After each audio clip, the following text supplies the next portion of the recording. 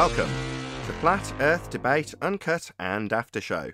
I'm your host Nathan Oakley, and if you are new to this channel, or you've not done so already, then be sure to subscribe, hit the bell notification icon and join button if you'd like to become a Nathan Oakley 1980 channel member and keep up to date with the Flat Earth Debate. If you would like to support the channel, there is a super chat that runs alongside each of these shows while they premiere, and there's also a PayPal, Patreon and crypto link in the info box below the video. Also, below this video, you can get £50 for swapping your UK electricity supplier to Octopus Energy. Speaking of Patreon, I'm going to do a quick shout out to all of you who do support me on Patreon. So, a massive shout out of thanks and appreciation to Michael Kahn, Patrick Gunnels, Banter, Will Brax, Mel B. Styles, Troy Shuker, Bose Nail, Joseph Pizarro, Samson, Maris, Mobile Max 777, Neo the One, Lost Cat FE, Rob W, Open Minded, Reese Pound, Del West Watson, Mike, Muted, Dick Earth Skeptic, Maria Neelands, Unbelievable Productions, Blue Ridge Ranger, Rob H, The Real Gabster, Windrider, Liam Nedrick Jr., Abraham Mohammed, Naibai, Adrian Quintana, Skeptic 936, Life is Short, Fireball X, TheFlatEarthChannel.com, Texas Mike, Edwin Johnson, and David Wayne Foster. So a huge, massive, enormous thank you to all of you for supporting me on Patreon. Now I'll hand over to whoever is in Discord and Google so you can enjoy their conversation while I set up for today's live show. To Ripley's in Pigeon Forge, or no, Gatlinburg. Well, he's been wanting to go to the Atlanta Aquarium for years because they got that whale shark there.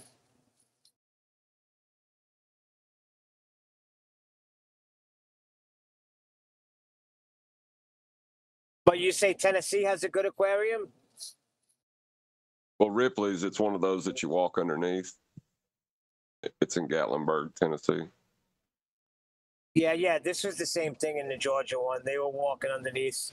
They were enclosed.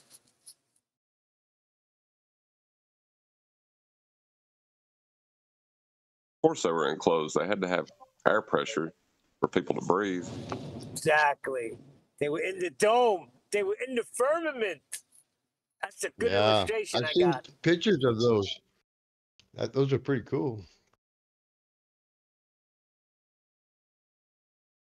They look like a flat Earth living in a dome. Hey, years ago, there was this guy, he's like a Southern guy, YouTuber guy, and he made a video with his son. He made like a small demonstration of it with like a bowl and a cup. I wish I could remember the video, but he put it in the water and there was nothing getting in. No water getting in because he was trying to say that sky is water, inside the stars. He believes it's water above, like the Bible says. It's very cool.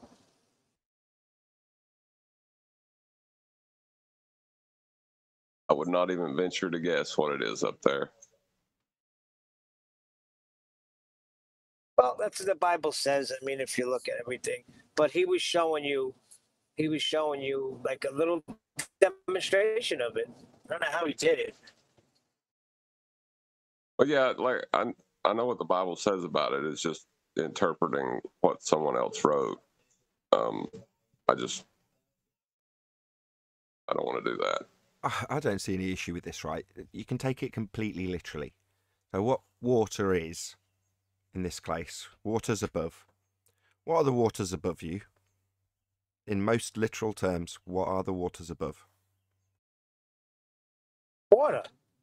That's how the earth is flooded. It said he opened the windows of heaven. It exists in more than one state, though, doesn't it? Yeah, I know what you're getting at. I'm going to bet a pound you don't. Too. I'm going to bet a pound Neil doesn't.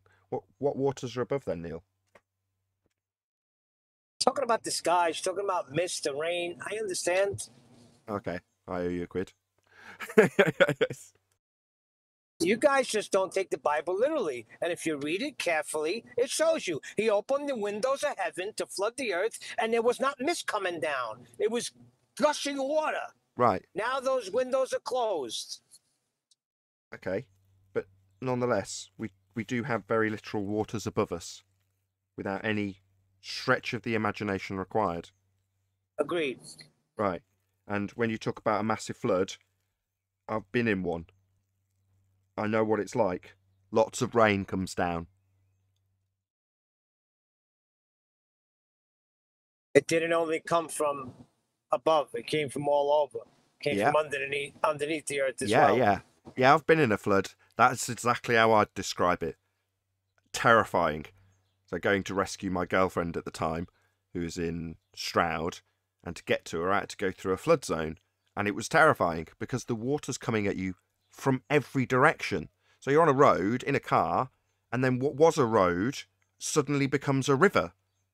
And then you veer off, you go on a different route, and then suddenly you're faced with a ford, you're faced with a river crossing you at 90 degrees. This is while rain's coming down from all directions and seemingly coming up from the ground around you. So it seems like all around you, the water's coming up. So literally, I can describe it very much in those terms. The water seems to be coming from every direction, and it is quite scary. Probably the second most scary thing I've ever experienced after falling from the sky in an aeroplane and everyone around me screaming their heads off. That was probably the most terrifying thing I've ever experienced. But they were pretty close to each other. But driving through as a flood ensued was terrifying. There's also Nathan, the water table. Oh, sorry. Yeah. Go ahead. There was never rain before, so that's the only thing different about that. You were in a flood. I'm not going to say you weren't, but you weren't in the flood. That was catastrophic. Now, where were you? Where were you, vacationing or something when this happened? No, I was just at home. I was driving to get my girlfriend who'd got trapped in a flood. So she was a new-ish driver at the time, and she just got herself stuck. As soon as the flood hit, she got stuck immediately. I was like, right, I'll come out and rescue you. And then I reached a point where I couldn't get past all the cars. Everyone had just stopped, and you couldn't go any further. And by the time I got back in touch with her, it was before I had a mobile phone. This is a long time ago. I got back, and I think she had a mobile phone. I phoned her on my landline, and she said, yeah, somebody came and dragged the car up onto their higher ground bit of hill, and I'll just stay here till the flood clears. So she stayed with some strangers that rescued her. The funny thing with water is it's unassuming, like in one of those, what do you call those things? The what's that happens? That happened in oh, come on. The tsunami. It doesn't look, if you're watching it on TV, it doesn't look like anything. It just looks like water's going nice. But if you're in it, it's tearing you apart. Most powerful force in nature. Agreed, because it could put out fire.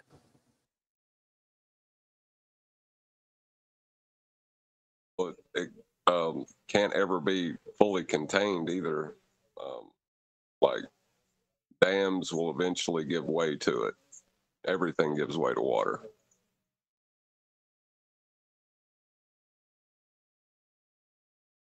You know what I'm saying, though, right? When you see the footage of a tsunami, it really doesn't Put on that much. first layer. Something old. Can you pop yourself on mute?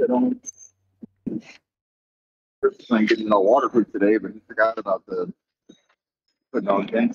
Yeah. Hello?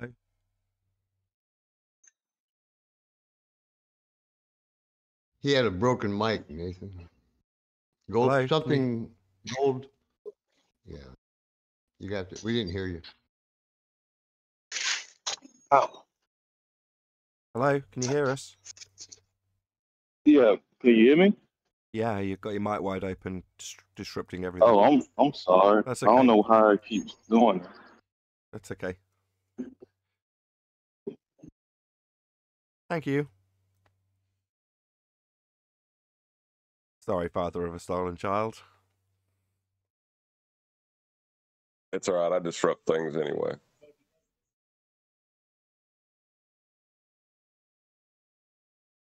We'll go here. My 2-year-old burst in the door just as I was saying that last statement, whatever it was about. I can't remember. I hear there's a fundraiser going on. Oh yeah, I started a GoFundMe for send a flurf into space, and then whenever it reaches its amount, I'll just offer whoever wins the prize a plane ticket to wherever they want to go.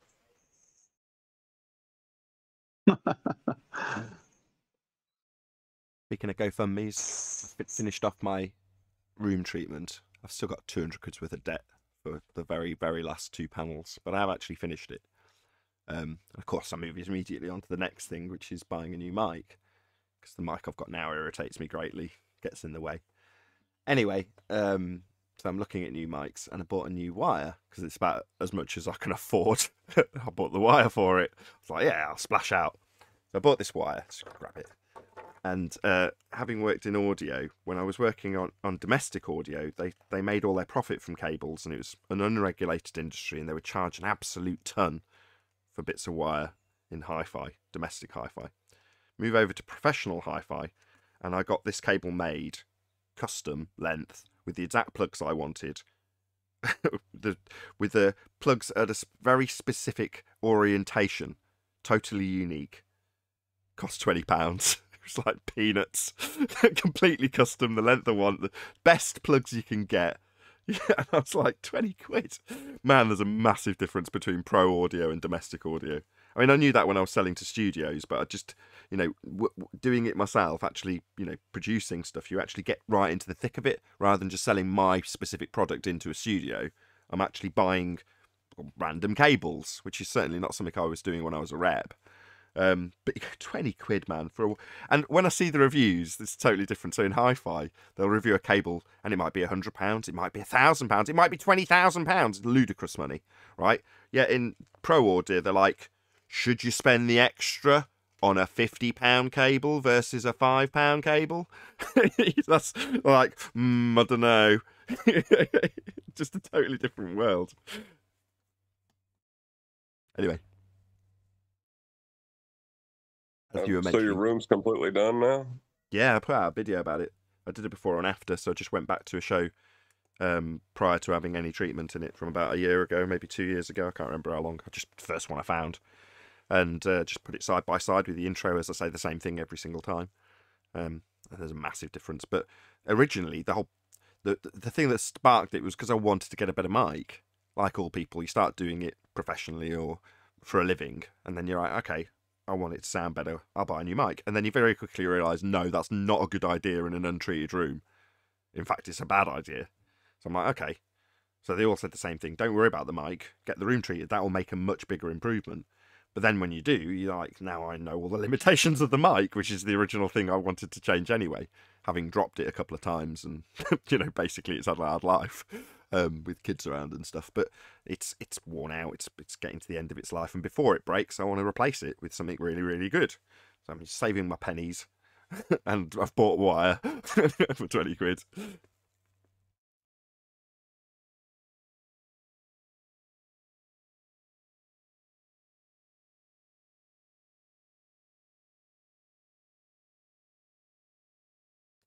Means I can spend hours looking at YouTube videos about microphones. Happy days in my element. Well, isn't that what you went to school for? Well, maybe not that particularly, but within that field. No, it was that. I did sound engineering. So I started off on performing arts, and without being mean to any homosexuals out there, it was very, very gay. And it just didn't agree with me. So I transitioned to the sound engineering side of the course. So lighting and sound, I should say. Technical theatre is actually the title. But I transitioned from performing arts to technical theatre halfway through the course because of how incestuous and gay. I mean, it should be obvious that's how performing arts is, right? Lovies. But it kind of drove me nuts listening to people singing in hallways, and I couldn't cope with it. It literally sent me nuts. So I'm like, I want to film stuff and light stuff. I've changed my mind. I don't want to do this. I only did it because I got an award. It's a big part of the culture, isn't it? Say again? It's a big part of the culture, isn't it? Well, I didn't know that. So I did very well at high school in performing arts or drama, and I got given an award by the mayor gave me an outstanding achievement award in drama. I'm like, well, obviously that's what I'm deemed to do then, right? I'll do a course in performing arts. Obviously, you get your A star, you get your mayor giving you your award. You're like, that's obviously the route I'm going to take, right? And I very quickly realised, no, probably not for the best. Don't get me wrong, I did a lot of the performing arts classes, but I changed. I was like, no, I want to film stuff. I want to learn about mics and sound and desks. And that ended up being my career as opposed to performing arts. But now I'm mixing the two. This couldn't be any more ideal in terms of what I actually went to college for. Doing both, technically speaking. Hello. Hello. 2 more minutes in case you think I'm about to start. I'm not.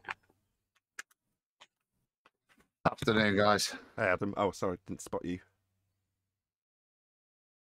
What's the simplest advice you could give as far as someone looking for good quality speakers for a hi-fi system? Any? I don't know what you mean. Any? I've just got this image, Nave, of you scurrying down the hallway as somebody breaks into a little bit of West Side Story. And yeah, that's exactly what. Yeah, you've got that pretty accurate.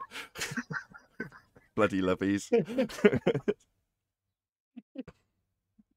Sorry to interrupt. Sorry. But that's where I ended up making friends. You know, I did the technical course and ended up making friends that I liked, that I didn't want to punch in the face with every song they broke out into. That said, I've got time to say this now, but not.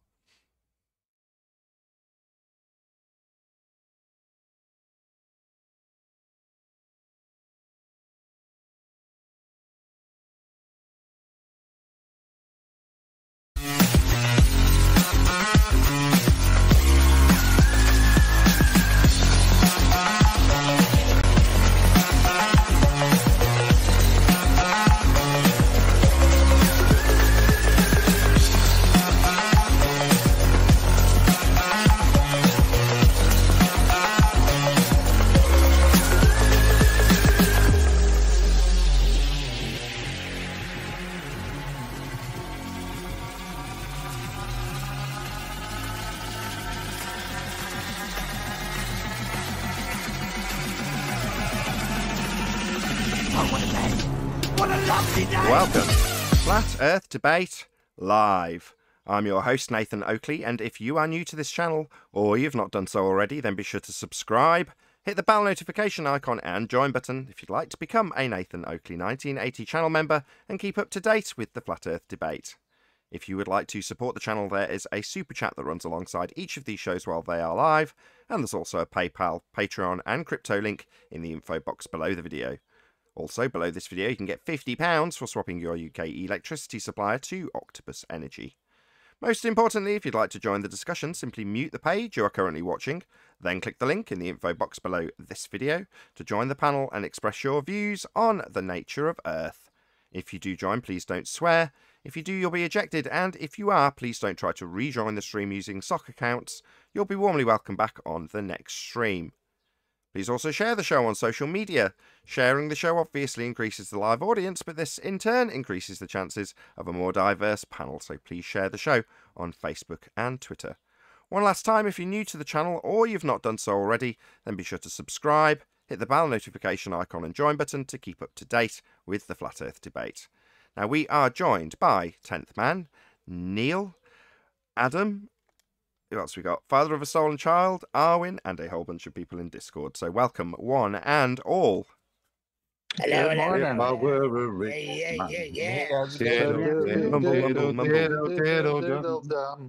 Very enthusiastic mumbling. Excellent stuff. It's breaking into impromptu song.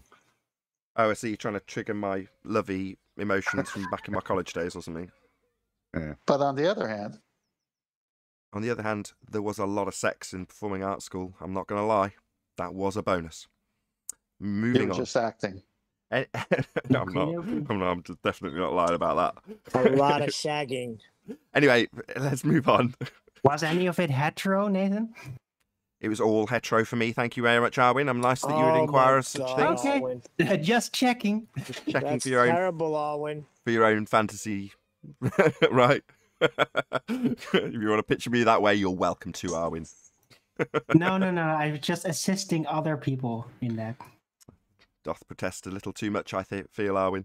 Anyway, let's move on with housekeeping. Any evidence of a physical, geometric sphere-edge horizon, formerly known as Earth curvature? Not from Nottingham. Not from Leamington? It's pretty sad. They're supposed to have curvature, and we can't find it. Well, you can't get up high enough to see it. See what? The curvature. Well, you don't need to. The math on the radius says that 1 foot high should start at 1.22 miles. Exactly. There is no seeing curvature. This doesn't Nathan, take I have a question for you. refraction into account, Hold on. though. Just 1 second, Darwin. Slave of Christ. Go ahead.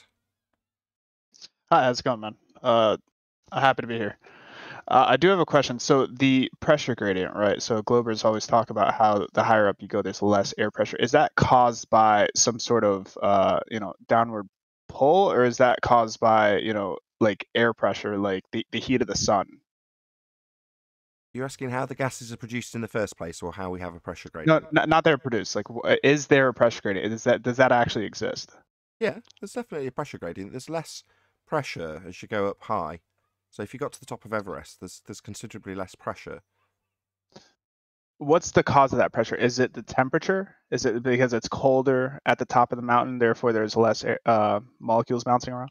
There's just no gas being produced up there, or very, very little. If you imagine how much gas-producing vegetation there is at the top of Everest, there's virtually none, right? Might be the odd tree a bit lower down, but there's very little to actually produce any of these gases in the first place. Okay. So in order for them to be there, they've had to be produced at ground level and then expand up to that level.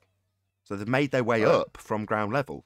But obviously, given that they're all produced at ground level to begin with, the concentration is going to be higher down low.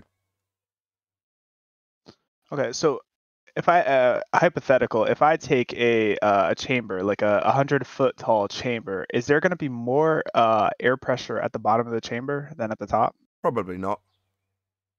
Probably not. So it's going to equalize. I would have said so. Oh, okay. Not do. big- And then not my very next big. question is like, oh, sorry, good. I was just going to say it's just not a very big space. Now, when you're talking about going up hundreds of kilometres potentially, then yeah, it gets much, much, much thinner. I think when Okay, we so- when we're looking at air pressure and stuff like that, and over these verifiable heights where we're talking up to Everest and that, then I think humidity or the water content has a much bigger role than is probably stated in terms of contributing to the air pressure. It's within that phase transition boundaries where the amount of water diminishes, and I think that has an underestimated role in terms of creation of the gradient over the first few thousand feet, 10,000 feet, etc. It's, I think, probably more involved.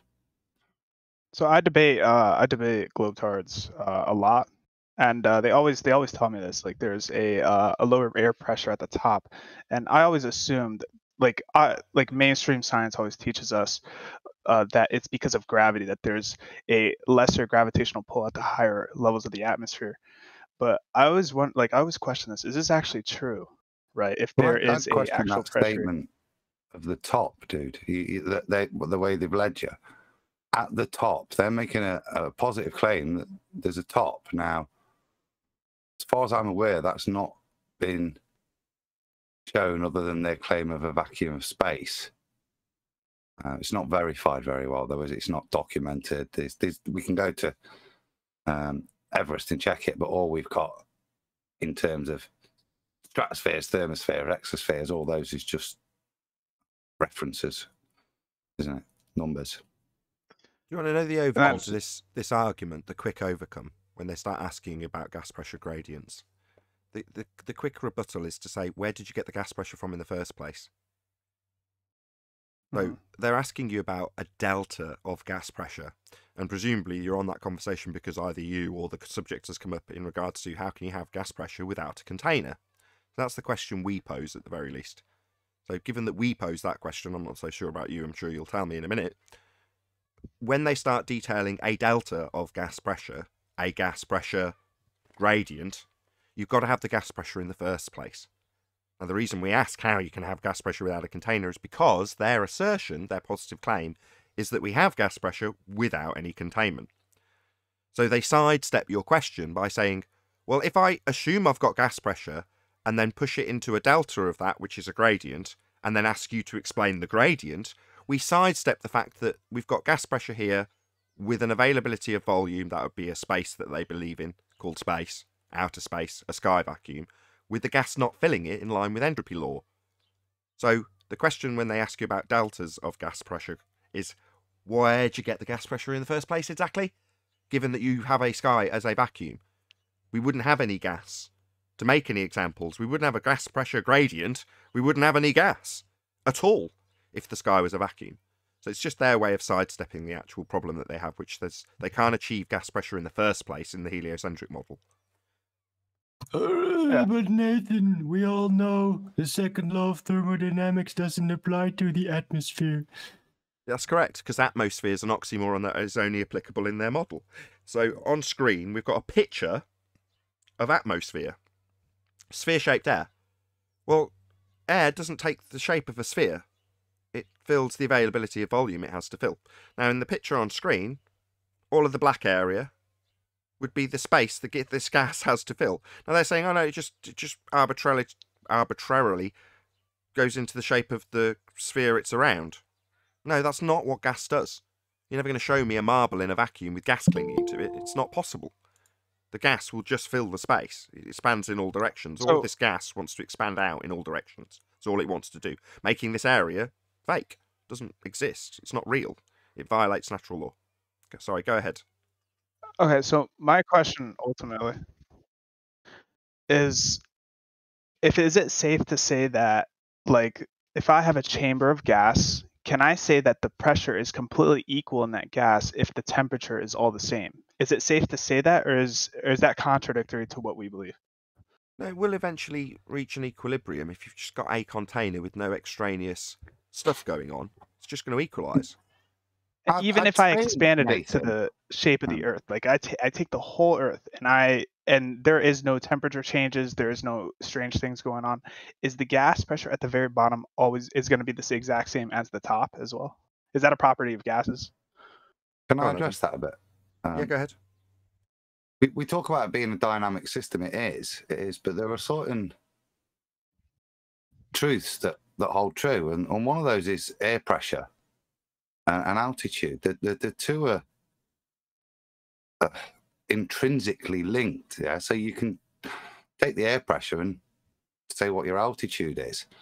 You can say calculate what the air pressure will be from your altitude. They are interchangeable, and that constant seems to apply all over the plane within very small parameters. But that does seem to be a part of the gradient. Seems to be stable within the dynamic system, which itself I can't attribute cause, just it's noted. But that in of itself wouldn't fit with the vacuum being at the top.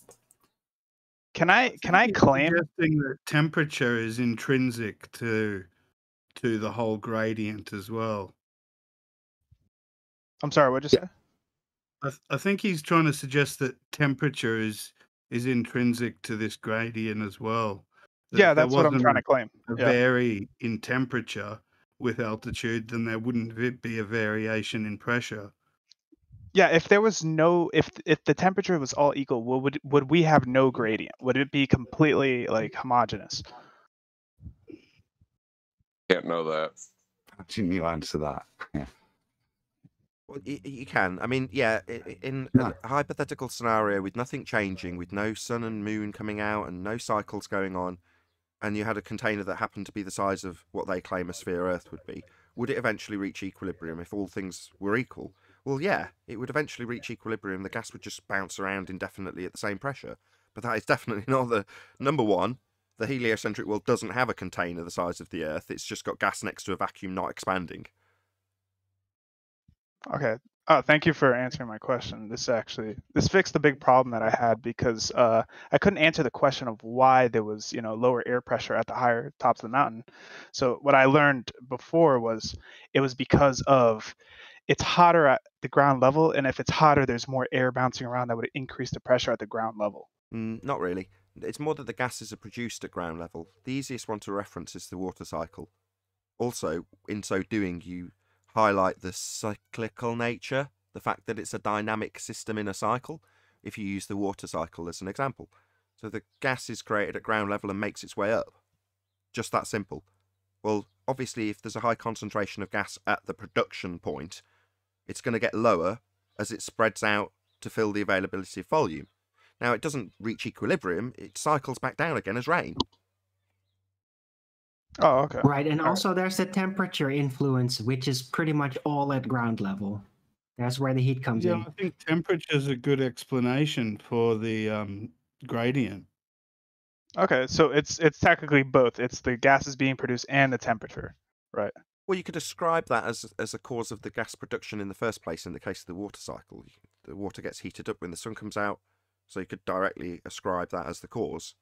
But you're ascribing a cause of entropy in terms of what's causing an entropy increase, as opposed to the cause of entropy. So you're saying in this instance, the sun is an entropy generator.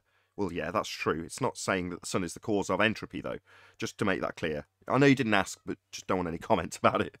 Did you say the sun causes entropy? Well, no, the sun can cause an entropy increase, just to get that clear. Yeah, thanks for answering my question. I appreciate it.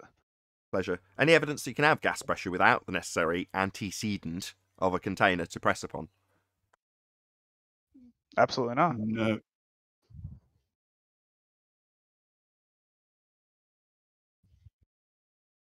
We made that up, Nathan. We made it up as flat earthers. Yeah, there's a lot of things we're told we make up. Entropy. Made that up. Begging the question, made it up. No, we figured it out. Any evidence of the distance to the sun? What is the sun? A black body. Can we have a distance to the sun? 60% Can we find black. out what it is first? Quite offensive. Nathan, can I ask you about the ether? What's ether? The background medium Oh of like my where light is God, here produced. we go. Sorry, background medium? The ether. Yeah, the ether. What does this Do you know anything medium- about it or no? What does this medium consist of? It's just like the universal background. It's like light's not like a particle. It's actually a propagation through the ether. Do you know what that is? Says who? Oh, that's an ether. Hold on, Arwin. Bloody hell. Quantum field. Yeah, it's like the universal background of everything. The quantum field. You may as well just say Hello, quantum says field. who? Who's saying that there's a background field called ether that you need light to Michelson propagate Morley. through? Michelson Morley? All right. With what? The experiment. I forget what the experiment was called. I was just wondering if you knew anything about it because I don't. Michelson Morley experiment? Yeah. You tell me. How does this prove there's a background medium? So basically, they were trying to measure. It was called the ether wind, right? If they were, they had like a light panel, and they were trying to measure if they moved, if they shot waves through the panel and they also moved the panel, would it contract the wavelengths, right? So what Einstein tried to do is he tried to explain this away. He says this was time dilation. The light waves arrived later, right? And this is basically where the theory of relativity came from, special relativity, right? It was to explain the way this experiment, right? But what was actually going on is it was experienced ether wind. The light was moving through the background medium, and the wave was contracting, right? So the reason why they said this was contracting is obviously because the time dilation, but and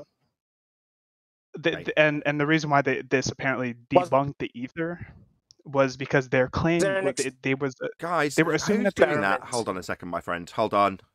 Who's doing that? Who's opening their mic and just making loud noises from G+? It's really irritating. Go ahead, my friend.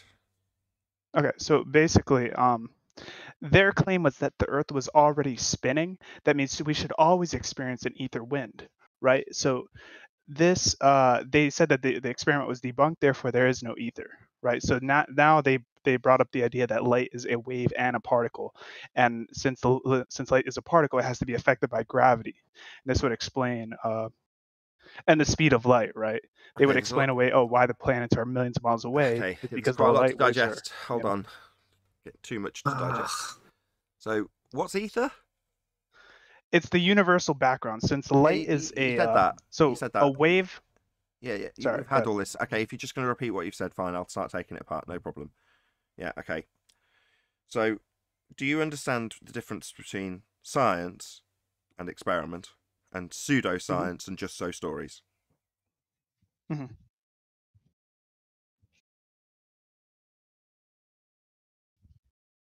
Yeah, I agree. Oh, agree? It wasn't an agree or disagree question. No, I know what the difference is. Yeah. Okay, what's the difference? Science is observable, repeatable, and provable. Pseudoscience is none of those. Observable what? Observable, provable, and repeatable. So if I observe the speaker in front of me, then I close my eyes, and then I open them, and then it's there again, is that a scientific experiment then? Because it's repeatable and observable. So that would make it science, right? By that standard? Mm-hmm. No. Most definitely not. So do you want to try again? You don't know what science is. What do you mean? I mean, you've got it wrong. Okay, so what are you trying to get at then? I'm trying to say that you're trying to explain away and argue within narratives of pseudoscience that aren't explaining things with science, but you're ascribing these terms like experiment to the Michelson and Morley contraption. Mm-hmm. You've also reified a probability distribution derivation into wavelength into something that actually requires a medium to propagate through. So, no, light definitely is not a wave, but you've reified this derivation of wave function into wavelength and then decided that it is actually a physical wave. It isn't. That's wrong. But let's start with the Michelson and Morley ether nonsense first. So, based on the notion that light is a wave, it would require a medium to propagate through. Light isn't a wave, and it doesn't require a medium to propagate through. There is no. So what is it? There is no ether necessity for light to propagate through. That's just not needed. So what is light then? Okay. I don't know. It's a very good question. Can I also put something, Nathan? Go ahead. Because I thought it was also very odd that it would be suggested that this assumed wave medium, like how can you have a wind of the medium of light when it's just a medium?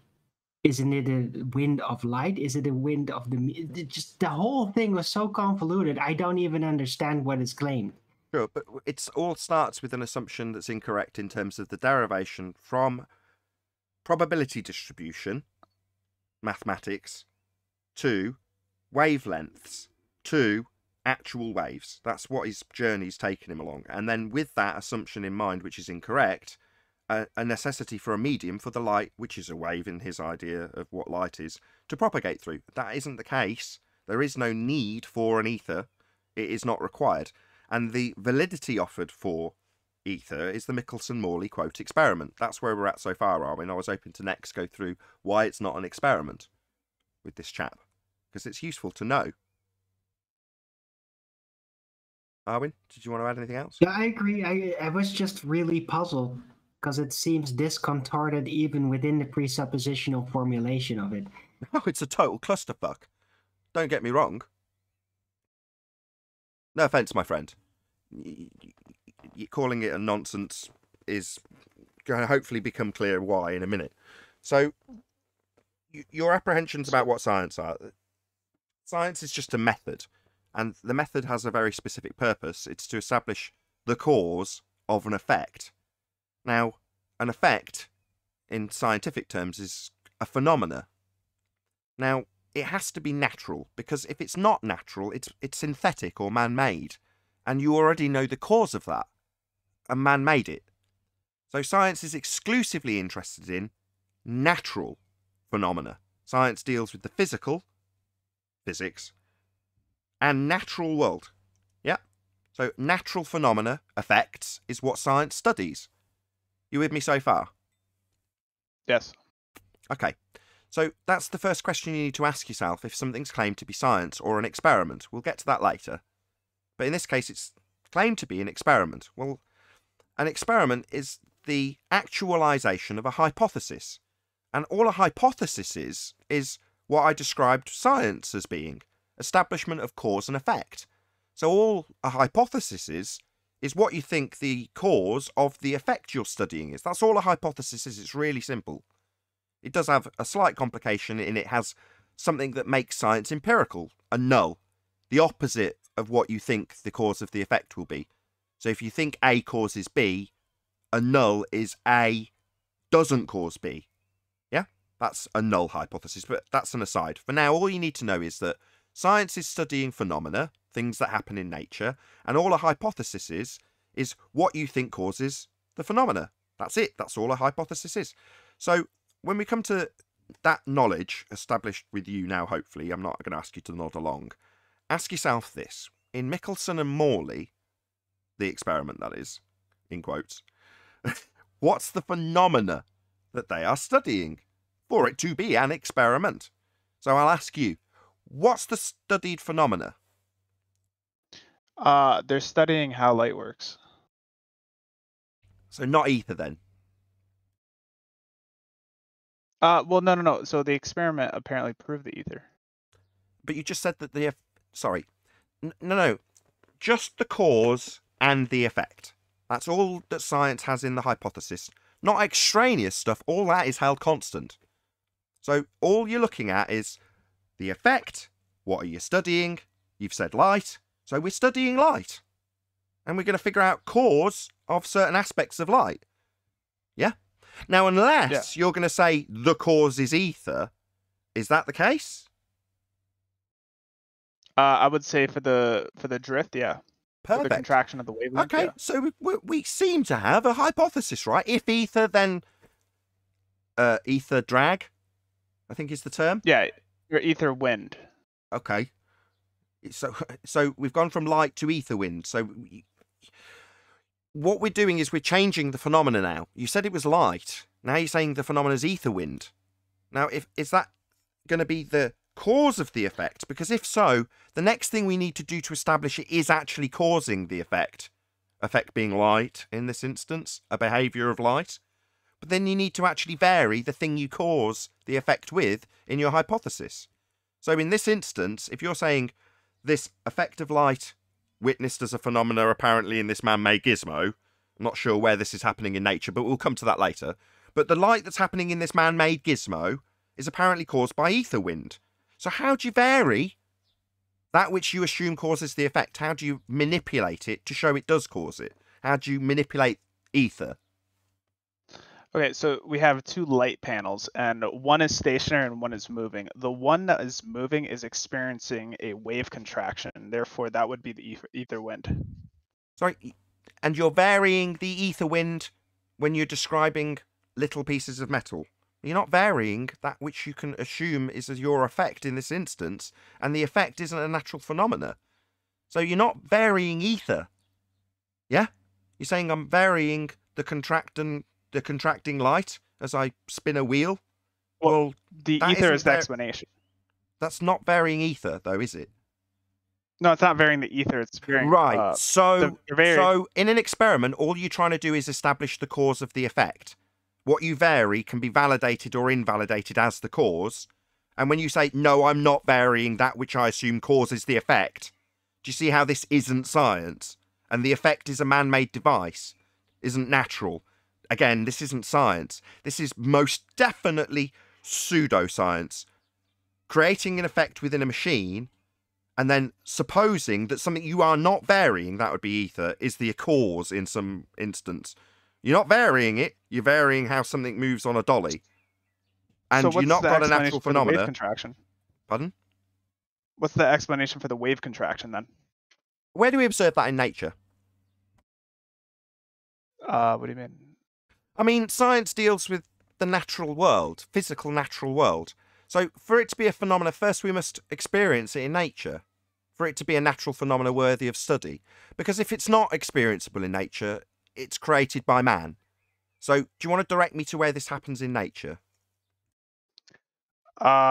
Well, in order to, we need a tool to experiment. We need a tool to test the wave contraction. So what wave contraction? Where is it experienced in nature? Where are you going, oh, I wonder what caused that wave contraction? Where did that happen in nature? I mean, it must happen all the time in nature if we observe it, right? Where? Where am I observing this in nature? I think everywhere. Can I ask a question about this ether stuff? Not until we establish where this natural phenomena is happening everywhere, and I'm not seeing any wave contraction. I'm sorry if I'm being stupid, but you say it's happening everywhere. I don't see it happening at all. I don't even know really what you're describing because I'm not looking at it now, and you're saying it happens everywhere? No. You haven't directed to me where this happens in nature. Are you going to assume it happens in nature and then go on and make a man-made device and say that that's a phenomenon you're studying because you assume it happens in nature and then you've recreated it in a man-made gizmo? That definitely isn't a natural phenomena. Do you see what I'm going with this, yeah? Okay, but the tool that we use is what's picking it up.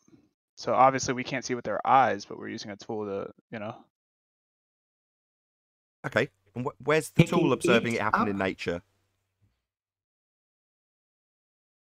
The wave contraction. Anytime you move the panel or like the light. So when you move a man-made device, so you're still onto you can create this on a man-made device. So again, back to synthetic versus natural. You're creating it then. The man's making this effect happen then. You're making it happen. You're manifesting the effect by doing something. That's synthetic. The effect is synthetic. A man made it. I mean, the thing to test it, yes. Test what? What's naturally occurring that we need to test again? Test is an yeah, experiment. so they're testing the wave contraction. That's been made by man. No, not the wave contraction that's being by man. It's the drift. So when the light is passing through, you know, just the medium, it's contracting, and there has to be an explanation of why it's contracting. Again, why? Why do we have to explain this man-made gizmo that are man-made? It's not a natural phenomenon. This isn't physics. This is technology. It's nothing to do with your world and everything to do with how technology works. It's not science. You're under the impression that they're doing experiments. An experiment is a very specific thing. It's a hypothesis test. Yeah? Physics is science. Physical. Well, physically, we don't experience what you're describing in nature. So it becomes technology if you're saying we must know the answer. Yeah, you could say that about how a computer functions, but that's technology, not science. And science deals with the physical and natural world. That's what I'm interested in, not how technology works. I'm definitely not interested in technology that's then ascribed to this made-up cause for a misapprehension about light working through a medium. Ether, and then it's claimed to be the cause in this quasi-experiment, which it isn't, even though you're not varying it and manipulating it in any way, shape or form. It's claimed to be the cause of a man-made effect. It's all nonsense. Meaningless nonsense. There is a variable. It's the stationary one versus the one that's moving. The one that's moving is contracting the wavelength. And where's this observed in nature? Nathan. Cool. Everywhere. It's just you need a tool to test the contraction of the light. So you Nathan, need a my tool? question is very relevant to this. Yeah. Not proving ether, number one.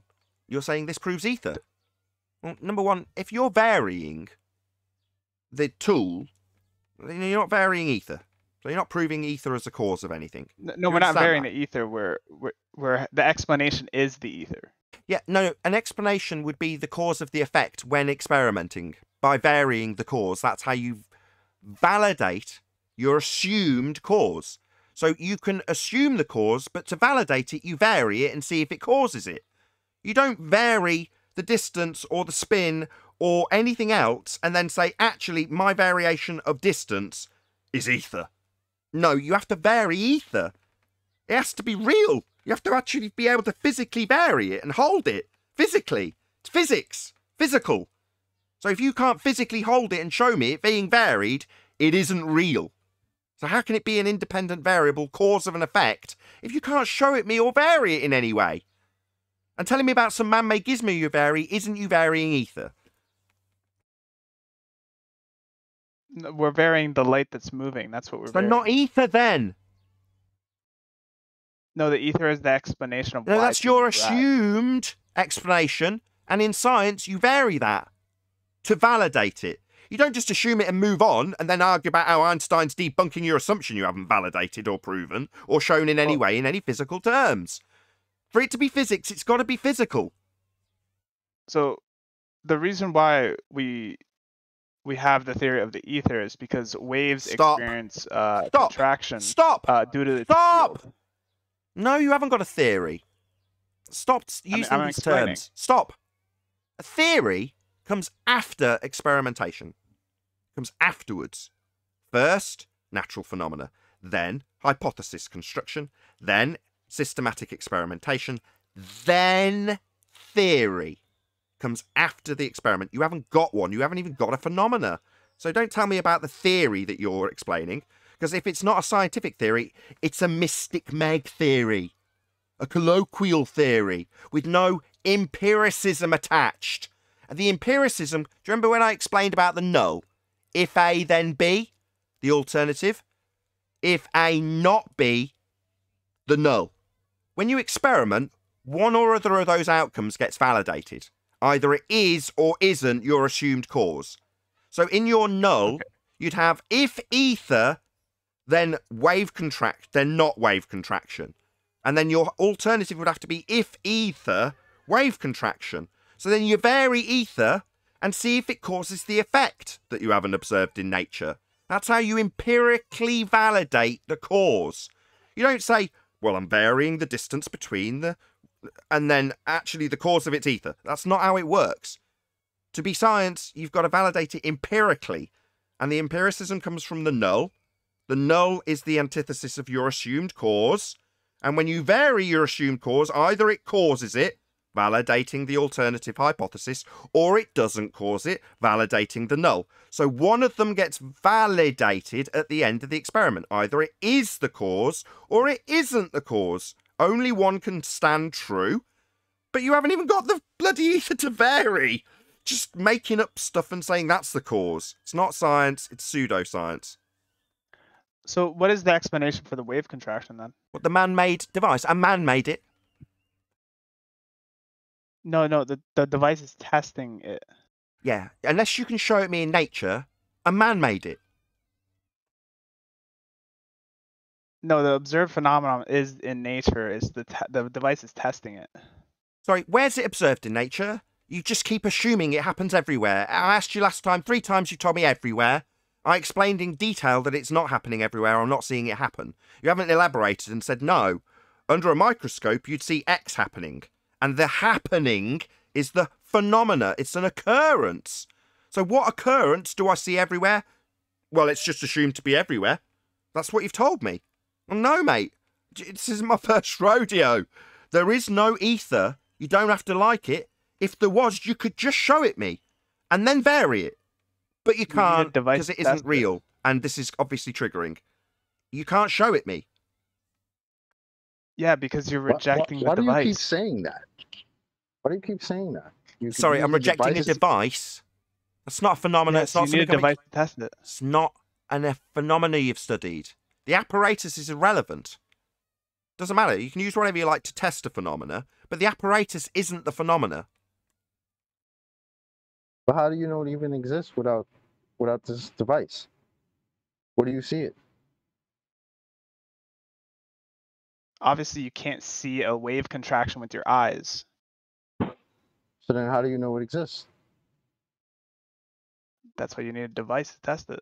No, you're inducing it with a man-made device. You're saying we don't experience it in nature, but if I create a device, I can induce it. So you've made that happen. A man made it happen. How many times?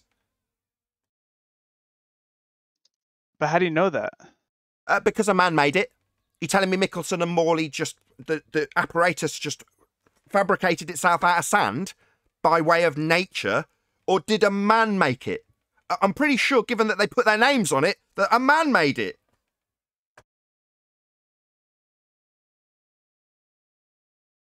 Hello? I know a man made it. I already know the cause. Well, why would you manipulate a cause to an effect and then claim that that cause is something else that you didn't manipulate? Why would you do that? Because he's got a belief in ether. What's that? I think he left. All right. Yeah, that's going to happen. If you've got a faith and it's getting ripped apart. Maybe he'll rejoin me. You have technical issues. We'll give him the benefit of the doubt. We won't claim rage quit. So, somebody did rejoin. I don't know if that's him. That's okay. I thought it might just be a glitch.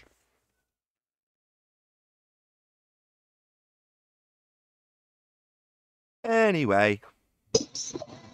What? So, ether. Waves of it. How does waves of ether? Why does everybody want this universal That still was background? never answered, you know. There is no ether. Hey, good morning, guys.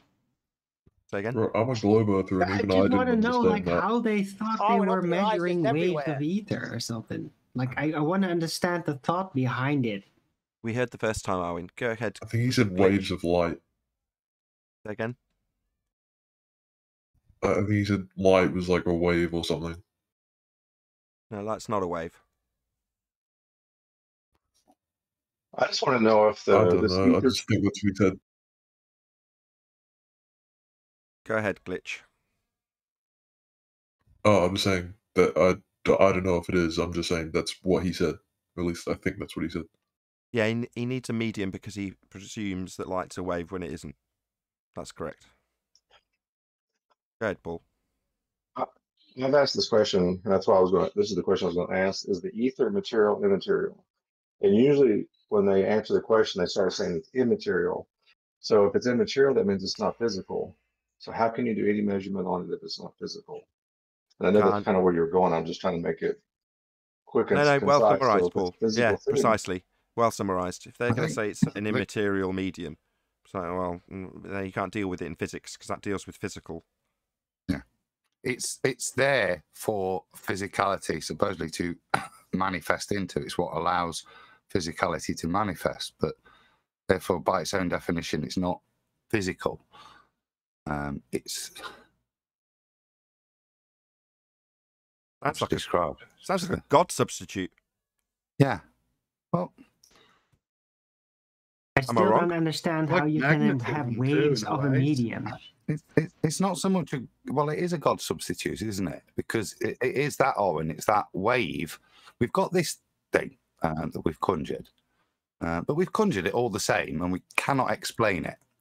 What we've got is physical understanding of waves and things that we won't go into the detail of light waves, but we've got this physical understanding of waves, and it kind of matches our physical understanding of what could be going off, even though we, it's not physical, and we declare it's not physical.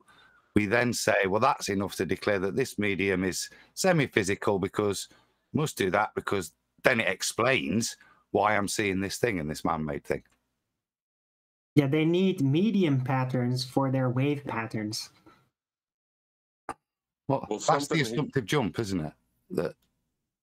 That wave pattern, yeah, means physicality in a non-physical dimension. Something he said that I don't think he realized he said was, well, how do we explain it then? Well, if you have an explanation without a hypothesis, you just got a neat story, just poetry. Yeah, be careful. I don't think he's doing A that. hypothesis isn't an explanation. It's a supposition. Right, but you need the hypothesis first before you can move into explanation. Yeah. Once you've validated an alternative hypothesis, you have the explanation for the cause of an effect you were studying. But prior to that, you have a supposition of an explanation. But it isn't even that, because you've got a null in there. So it's got the contrapositive alongside it. So you can't say it's a supposition of the explanation, because you've got the antithesis right next to it. And for all that, you need an observation. That's the most important detail here. First step, what's the effect we're observing? Hold on, let's create a device and we'll bring that up for you real quick.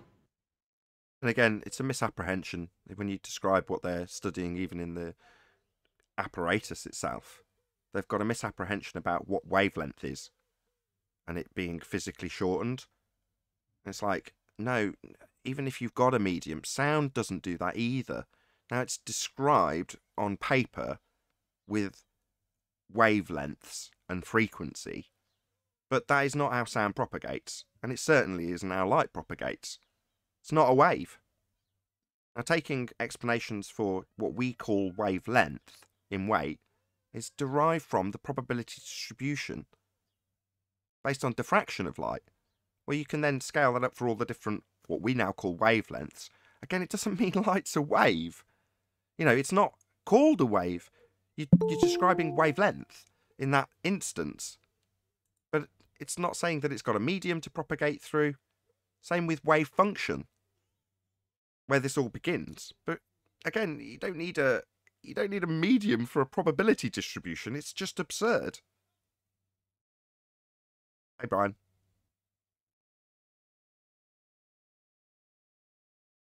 Hey, Nathan. Hey, lads.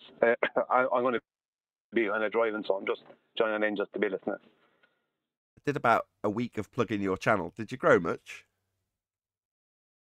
Yeah, I did actually. I'm getting new subscribers every day now.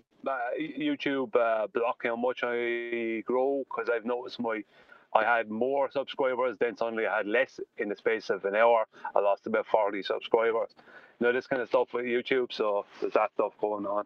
But I have constantly people subscribing, so thanks, Nathan, for that. I really appreciate it. It's a pleasure. We've got to internally promote each other. There's no other way of growing, as far as I can tell. No, definitely not. No, and even when we're doing that, we're getting subscribers taken away from us by YouTube. You know, because I know I know of at least one, I think actually 2 people that had to subscribe to me 3 times. I mean, who am I? Do you know what I mean? Why should they have to do that? It's crazy. But, what can you do? Yeah, I don't know. It could just be trolls subbing you up just so they can unsub you when you get to a round number. That happens quite a lot to me. Anyway, sorry, start that again.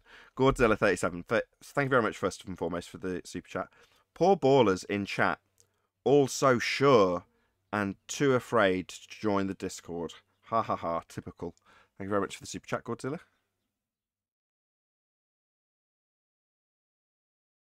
Michelson Morley is sort of like the Cavendish for flat earthers, or some flat earthers. Agreed. That's correct. Yeah, I agree. It's a bit of pseudoscience, and it doesn't matter if you point out to flat earthers that it's pseudoscience. There's an unfortunate group of people that want to retain that magic trick, and that's all it is. A magic trick that takes an empirical method that can be asserted with dogged assurance that what you say with the word of science attached is right. So they've done an experiment, another part of that vocabulary. Okay, well, it must be empirical then. No, they've just hijacked the wording. They've just called what they call a test when they create some technology. They've called that science, and it isn't. Well, they've just taken an empirical method and made up a just so story based on something that they've created from scrap. And they've called it something that validates your world when they just invent a story about a medium for light to propagate through when light isn't a wave. So it's just a whole big fat steaming pile as far as I can see. And loads of flat earthers buy into it. No idea why, I don't know. It's presumably been punted out with the controlled up narrative that we all got subject to when we first came to this subject, right? Science, it must be natural then, right? Must be observed. Why can't anybody say where we could go see this ether thing, wherever the hell it is, without having to create a device first? Nobody can give me an address where I could go see ether. Not a thing. It's not real. Yeah, that's the problem.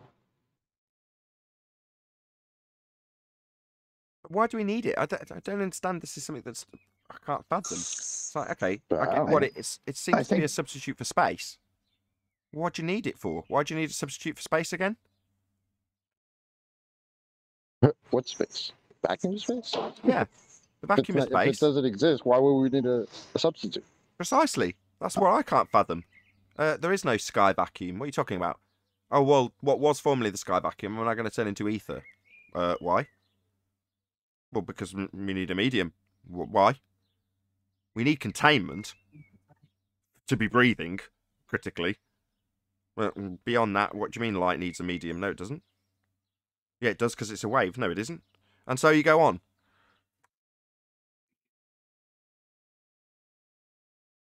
I think certainly the heart of ether, that question wasn't settled, Mason, in terms of particle or wave. And a lot of the explanations for ether help satisfy wave behavior. Back in the day would probably help you or understand the nature and the behavior of light with it. Obviously, it has the associated baggage now. I think from my understanding, there's no direct need for it, but I can understand in the 1800s why it was. Is it phlogiston as well? Well, there was lots of these things where we put the issues that we don't understand, and for able to progress, we stick it in that box and kind of carry on, calling it ether, calling it phlogiston, whatever it is, until we do get an explanation. And I think in relation to light and ether, we've kind of got that explanation now. That's not to say there aren't kind of like explanations dark for why matter. Yeah, exactly, Chocolate, exactly. Well, it's an aberration. Let's just create this because our what we say gravity is doesn't actually work in the universe that we know of. So let's create this dark matter, which explains it all. If you call it ether, it makes me toes cold because it has a connotation that you have an understanding of what it is. If we just refer to it as this effect that is generated that we have no idea why, we cannot explain yet, then that's actually the reality. There's no need to assign a medium, another dimension or anything to put it in. Surely it's sufficient that we don't understand it to the point that it's a bit weak that we invent an imaginary thing, like you said, like dark matter, just something to fill the void, to pretend we don't have an understanding. Nothing wrong with saying you don't know. Can you hear me now? Yeah. Okay. So right when I was talking, I lost the internet connection, so I'm back. So I was saying, I thought Paul's point. Yeah, they just fail right when you need them.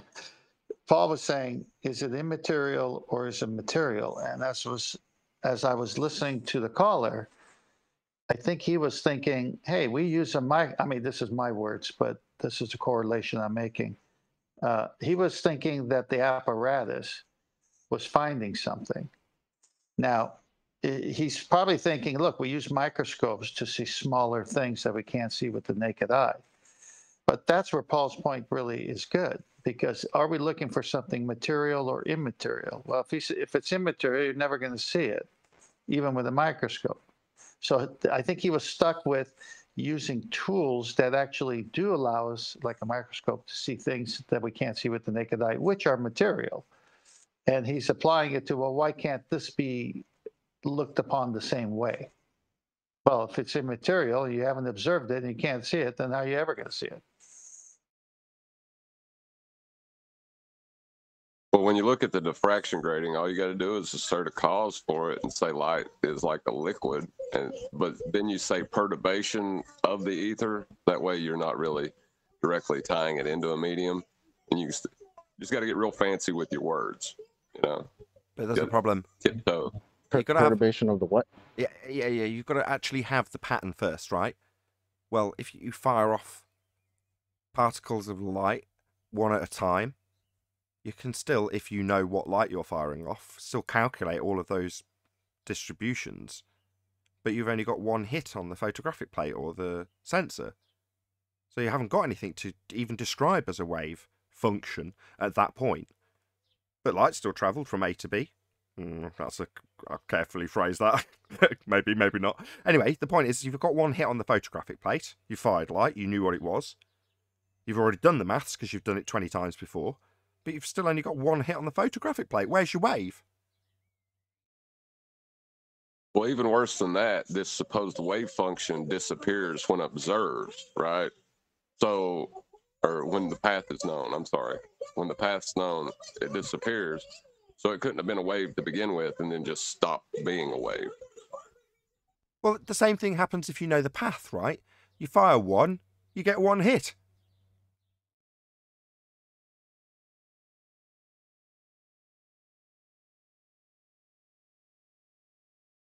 The only difference in those two scenarios, no waves involved, no patterns that could be described as waves, no travel through any medium that was wave-like in any way, shape or form.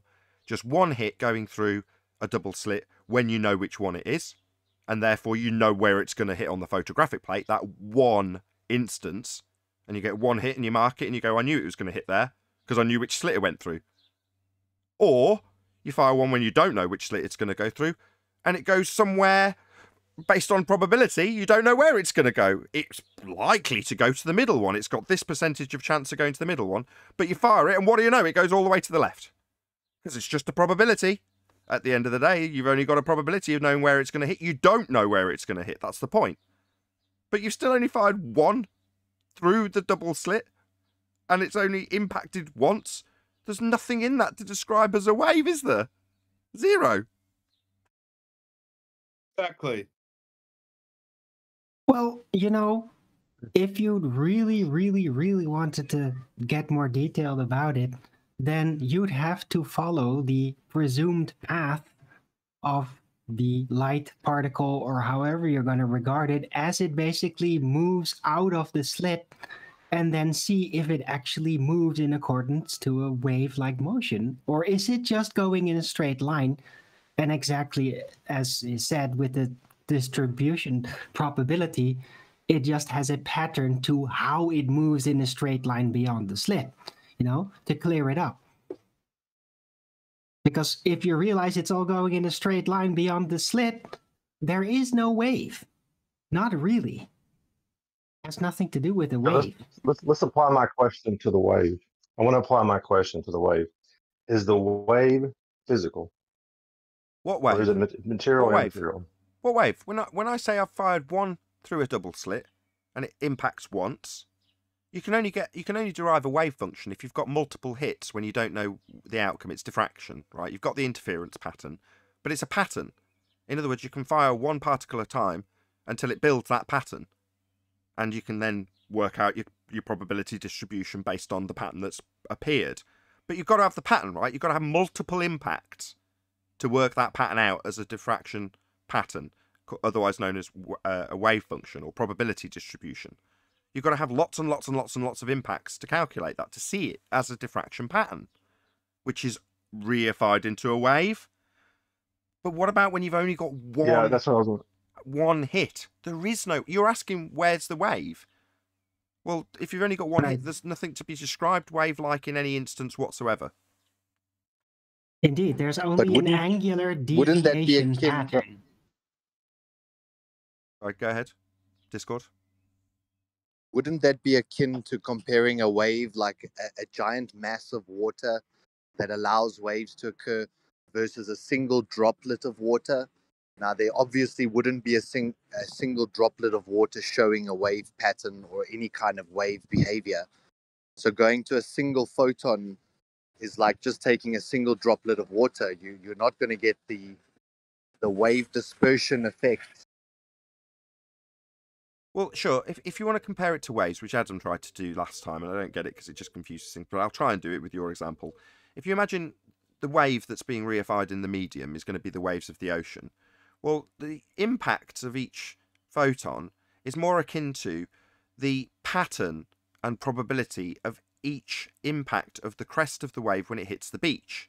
So when the wave hits the beach, it leaves a mark, but then the next wave comes in and it doesn't hit the exact same spot. It's further down the beach. And then the next wave comes in and it's further up the beach. And eventually each of those impacts, not of the medium, the wave is irrelevant. It's just the thing that's creating the impacts on the beach. Well, the probability of where those impacts on the beach lie could be calculated as a wave function. Yeah? By analogy, it's pretty sloppy. But I'm just saying, in other words, what you'd be studying to give you this probability distribution is the probability distribution of where the wave impacts the beach. In other words, the wave itself is completely irrelevant. Nothing to do with the medium and everything to do with the frequency or the impact rate and when it's going to come. The probability or likelihood that the next wave's going to impact here, here, here, or here. And that probability is that mathematical term, wave function. The probability distribution. That's what wave function is. The likelihood of each impact, where it's going to be next. Not waves. Not a medium. Nothing to do with anything of the sort. Good point.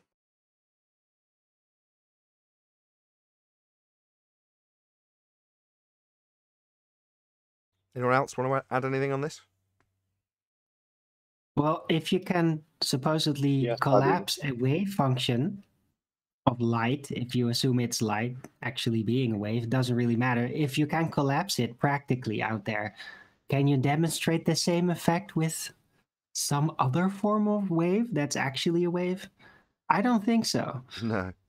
Yeah, that's a good point. I was just about to round out the live show, but I will just strap that on to the end of this live show before I round out. So let's just press a few buttons so I'm not going to accidentally roll an outro. But yeah, exactly. So if you're talking about wave function collapse, what you're talking about is when the light gets fired through the double slit, whereas I've described up until now not knowing where it's going to hit on the sensor or the photographic plate. It could hit here, it could hit there. You don't know. You've just got a probability of where it might hit. Each time you fire it, you say, oh, I know for certain it's going to hit in the middle this time, and what do you know? It doesn't. It hits far left. So it's a distribution of probability. You don't know where it's going to hit next. Now, wave function collapse is just you then knowing which of the two slits it went through in this example. And then because you know, it only hits behind that slit. In other words, you've got two slits, therefore you've got two lines. If it goes through the one slit, it makes one line of impacts. And if it goes through the other slit, it's got another line. Well, that is the collapse of probability to actualization. It actually goes through this slit and actually hits behind it. And I know because I knew which slit it went through. So I knew exactly where it would end up on the photographic plate or on the sensor. Well, that's because it's gone from a probability, wave function, to actually knowing where it's going. You know which slit it's gone through. But that's the difference between not knowing something, only having a guess or a probability of likelihood, to actualization. I know which one it's going to hit because I know which slit it's going through. That's wave function collapse. And again, with that fairly lengthy explanation of a mathematical description of probability to actualization, are you going to turn that into a wave, like an actual physical medium wave, like at the beach? Are you going to do that now? It's absolutely absurd. You can't. It's nonsense to even try. Any more for any more? Well, you could potentially try to emulate this setup by having two slits in a body of water and then creating little waves specifically behind either slit, right? No, It sounds really sloppy, but it could be done. Who knows what'll come out of it? But I'm pretty sure that if you know which behind which slit the push on the water is going to be caused, it's still going to ripple out every single time. Trust Darwin to descend it into nonsense. With that, I'm going to say a huge, massive, enormous thank you to both Discord and G+ panels for making today's live show possible. Also, a massive thank you to all of you who smashed the super chat. If you are watching this on either Nathan Oakley 1980 or Nathan Oakley premiering stream, stay tuned as there will be an after show to follow. I have been Nathan Oakley and I'll see you all in the next video.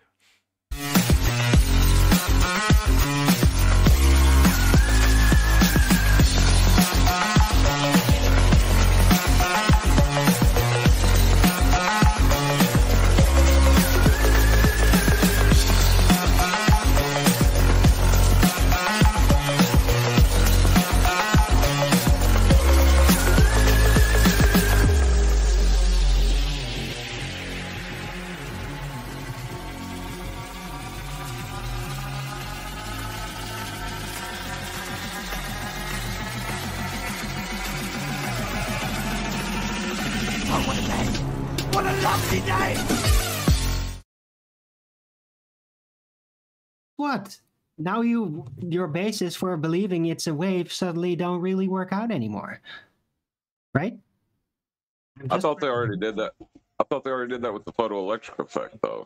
Like the whole idea behind that is, if it was a wave, the transverse properties of a wave would change how the electrons are released.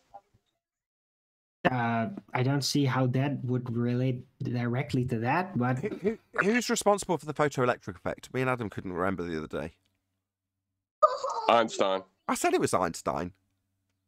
Adam? Yeah, that's what he got the Nobel Prize for. Yeah, that's what I thought. I said it, and then Adam was like, oh, I don't know if it's Einstein. He's gone very quiet. Nathan, I like the way you brought him right back all the time. You brought him right back. That was excellent. Who, the ether guy? Yes, you kept bringing him right back. Yeah, I'd already forgotten about it, to be honest. It's not going to affect my day much. As I said to him, it's not my first rodeo. It's not the first time I've tried to appeal to a flat earther. And it's one of those times that, you know, you finally find something that you can actually empathise with ballers on a level with. I feel terrible saying this, but you do feel like saying, oh, shut up, stupid flat earther. I'm sorry. I'm so sorry. Nathan, I was going to say from the show before, I was trying to get on before the end of the show. Hold on, Paul. Look at my over subscribers. They're all going. They're all going. Oh, no, come back. No, I'm only joking. Carry on. All I was going to say is, when I answer the question, is the wave physical or material? Well, you have to answer it's immaterial, because it's actually technically a mathematical description. So it's not a real physical thing, so to speak. I wish So you said the that on the live photon show. itself is physical because you indicate, you know it, but when it hits the plate, you know it. Correct. You know, at that I point. wish So you'd the way said the that on the particle live is show. physical. Because you've just described What's the, that? the problem here. At its heart, it's a reification fallacy. That's what you're driving at, right? Right. Exactly. right. And to undo it, you can actually then basically demand, okay, well, prove this thing that you believe it really is through experimentation setups. And yeah, that sounds really silly, like do the double slit experiment in a body of water. But hey, if you really believe it's a wave, then, well, let's see how waves work, right? That's what they should be doing. Understanding this stuff is a blessing and a curse, because you will hear random Joe normally on your microphone video that I've been watching recently babble on about science, and it does get not frustrating, it just distracts from what I'm trying to pay attention to. Do you know what I mean? When you're like, no, this isn't science, it just kind of makes me cringe. You know what I mean? When you want to go back into like normie mode, right? So it doesn't bother you. Because I get that too. I watch things and I'm like, oh my God, stop saying that science is not science. Fine, bro. What are you talking about? Yeah, It's like, I miss what you're saying because I'm so concentrated on what the hell you said that was wrong. Exactly. Someone's telling me that they've got they've taken a very scientific approach to measuring a frequency response of a microphone. And you're like, it's maths. You're just measuring it. You're measuring its frequency response. That's it. That's not science. It's just like, why say it? Well, because it makes it sound much more valid when you've got a really good microphone and you're using a really good analyzer. Well, and that makes it science, doesn't it? No, it's definitely not. It's just measuring something. It's just maths.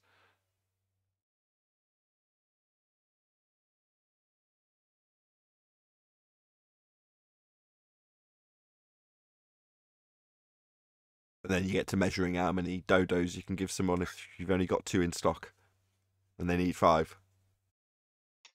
You want to hear how fun this question works even with Einstein's bendy spacetime? Just ask the baller, is spacetime material, immaterial? And see what happens. Again, that would have been fun. perfect. I've done it already. That would have been perfect on the live show, because it is. I almost said it and I didn't, which is that people often ask me to introduce that as a housekeeping question in the same vein, the exact same vein as asking for scientific evidence of gravity. So as for scientific validity to ether, it's like, yeah, okay, I get it. Knowing what science is and isn't is a double-edged sword, and you're going to end up calling out your own. But that's not the Western worldview. That guy is inconsequential. May I jump in and ask a question, right? Feel free. Nathan, hello. I'm well. How are you? Good. Look, you say that measuring something isn't science, okay? I've done building and engineering on high-rise buildings, right? And they test the compression rate of concrete. Now, that is done using math. And depending on how that works out, they either agree or deny the batch of concrete that comes in. Is that not science? No. Didn't you say math? You just told us 3 times it was measuring So it. they, Did the clue yeah, of your but own they're question not give it measuring, away? Maybe you they're talk through my measuring the, response. Maybe talk directly through my response. Do it again. You won't continue to be here this time. I'm not going to argue with you for 20 minutes while you ignore every word I say and talk through it the moment I start talking. Or later start projecting on me that I'm not allowing you to speak. I just listened to you ask your stupid question about measuring things, repeatedly repeating yourself that it is measuring it. And then you say, is that not science? My God. No, it's measuring. Isn't that obvious by the fact that you said measuring about 6 times?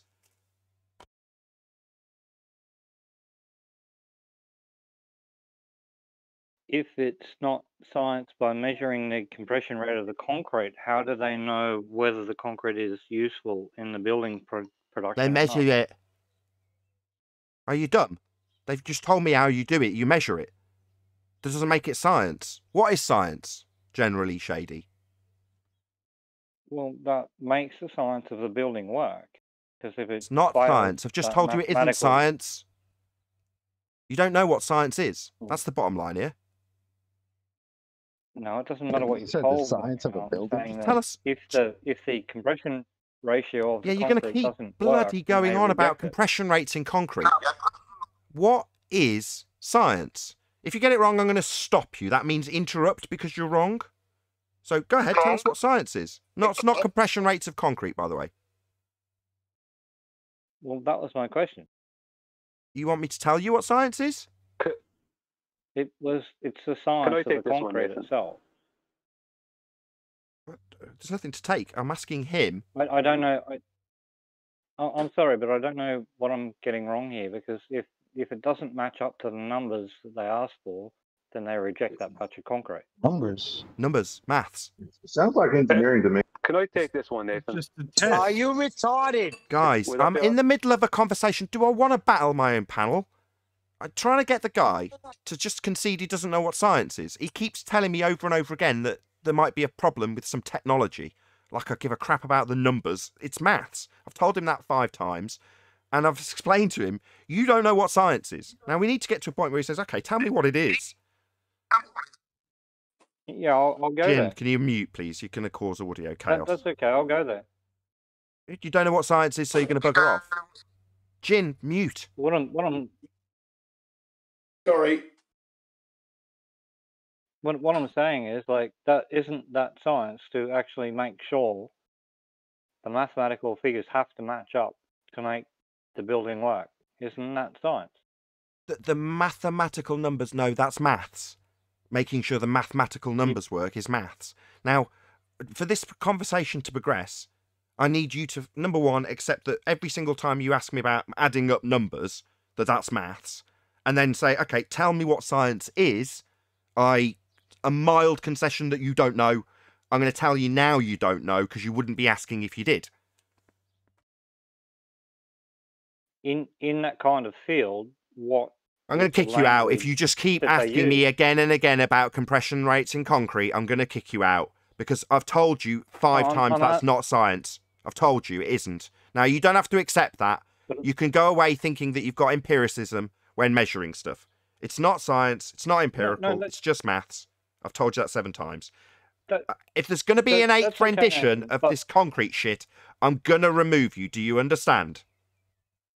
It's not just concrete. What I'm asking is the language that they have to use in that in any form of testing like that, in that form, whether it be structural engineering, concrete, whether it be anything like that, the language that they use is mathematics. Yeah. So you've just It's answered not your own. words, So you know not what I mean? science then. So not the language of hypotheses then. Not the language of cause and effect reasoning and phenomena then. The language of mathematics. So you're answering your own bloody question for the 8th time. This So the isn't mathematics science. don't matter? It's not science. I've answered you. No, you haven't. Fuck off. You Get just out. You just said it's not Get the fuck science. out. It's not You're a science. prick. You're a prick.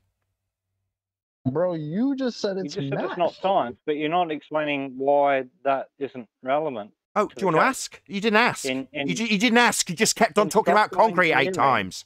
Do you want to ask why it isn't? No, I did ask. I did ask. Say, please, Nathan, tell me what science What is. language? Yeah. Pretty please, Nathan. language- What science, Nathan? I'm dumb as shit and think maths is science. So I'd like you, the flat earther, to educate me. That's what you need to say. Sorry? You say, pretty please, to me, the flat earther who knows what science is. It's not maths. You definitely don't know what it is, and you're going to say, please, Nathan, you tell me what science is, because I haven't got a clue. That's you who hasn't got a clue what science is. You keep telling us it's maths. You're wrong, and I will educate you. You just got to have an ounce of humility. That's all. Not much. Okay. No worries. Okay, Nathan, please educate me as to what the language of science is in engineering or whatever. Sorry, in engineering, that's engineering. That's like saying, explain to me the language of cooking. You're going to talk straight through me? You're going to talk straight through me? Yeah? Wanker? Try again. That's like asking to give me the language of cakes in car manufacturing. Yeah, so no, not the language of science in engineering, because that's a completely different discipline called engineering, not science. So your caveat needs to be dealt with first, because only a real thicko would ask me to detail the language of science in engineering, which is basically the bias you're fighting for, which is to say that your engineering examples are science when they're not, and I've told you 9 times. But you're going to caveat me explaining what science, a different discipline to engineering, is in engineering? No, we'll deal with that first. You're thick. You don't seem to understand that these are different disciplines, and you're asking me to explain science within a discipline that isn't science, and you've been told 10 times. Okay, thicko? Engineering is a field of science. Chant that, bitch. Chant for me. Chant it 5 times. Engineering is a field of science. You are a fuckwit. Science deals with the physical and natural world. It establishes the cause of phenomena. Engineering isn't. Well, if a beam on a building... Maybe talk about concrete compression for the next 10 minutes. You complete moron. If a beam... You don't know what science is, stuttery moron. Oh, let's cut it down. Let's stutter away because you don't know what science is, but you haven't got an ounce of humility to ask. You can only ask with a caveat that works towards your bias that engineering is science. So you're going to caveat your question. No, I'm not going to accept your little caveat that I've got to explain it within engineering. That's not science. I did ask, mate. You asked me to explain science within engineering. That caveat is what I've dealt with. That's 3 times I've dealt with it. But you're a little weasel, aren't you? You need engineering to be science. So it's like got some magical empiricism attached to it when you start talking about compression rates. Who's doing that? G+, my God. Just open your mic up and click the fuck away while I'm in the middle of a sentence, I would. It's not science, my friend. That's engineering. And I'll explain to you what science is if you just ask. You've got to have a little bit of humility, accept you don't understand what it is, and ask a flat earther to tell you. And then I'll tell you. Explain science to me, Nathan. Okay, with pleasure. Science is the establishment of cause when studying natural phenomena. It is established by way of systematic experimentation based on hypotheses. Okay, that's fair. I like that. Me too. Engineering and concrete compression rates definitely doesn't fit into that bracket, though. If I use a block of granite across an archway and it fails, and I therefore want to investigate that, how do I do that? You could use some maths and some engineering skills, maybe some deductive logic, but definitely not science, because science deals with natural phenomena. Physics, physical, naturally occurring. And the reason it's naturally occurring is because if it's not, it's synthetic, it's man-made. Made by man, so you already know what the cause is. The block of granite just broke, and therefore I want to figure out why and how. I'll have to use mathematics. Too weak. It was That too includes weak. the field of engineering. It was too weak, so it broke.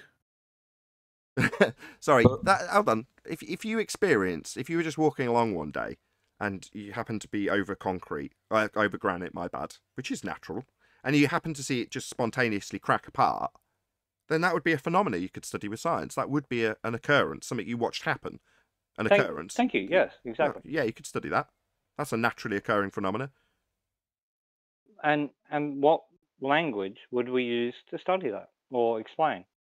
To explain the cause. Mathematics, correct? It's not language. It's a method. So to explain the cause of the effect, the way you definitely need to talk through it after only a couple of breaths. You definitely need to talk through it, wanker. Yeah, you're just a triggered, scummy, globe-believing fundy being smirked at by a flat earther who knows what science is, right? Yeah, to do this, the language, as you put it, isn't a language, it's a method. And the method would be to assume what caused the effect you observed, and then vary that assumed cause to see if it causes it. That's called the scientific method. That's an experiment. And the language you would use to explain it is? I just told you, you're just too dumb to listen. You talked when I spoke. So when I explained that it's not a language, it's a method, and the methodology I then detailed, you then went on to ignore it and ask me what the language was, because you're a retard. Language is abstract. Science is a method. Describing things with language, that's abstractions. And establishing cause, that's science. Physics. Very different things. Describing things in the abstract language of maths or English is nothing to do with the establishment of cause.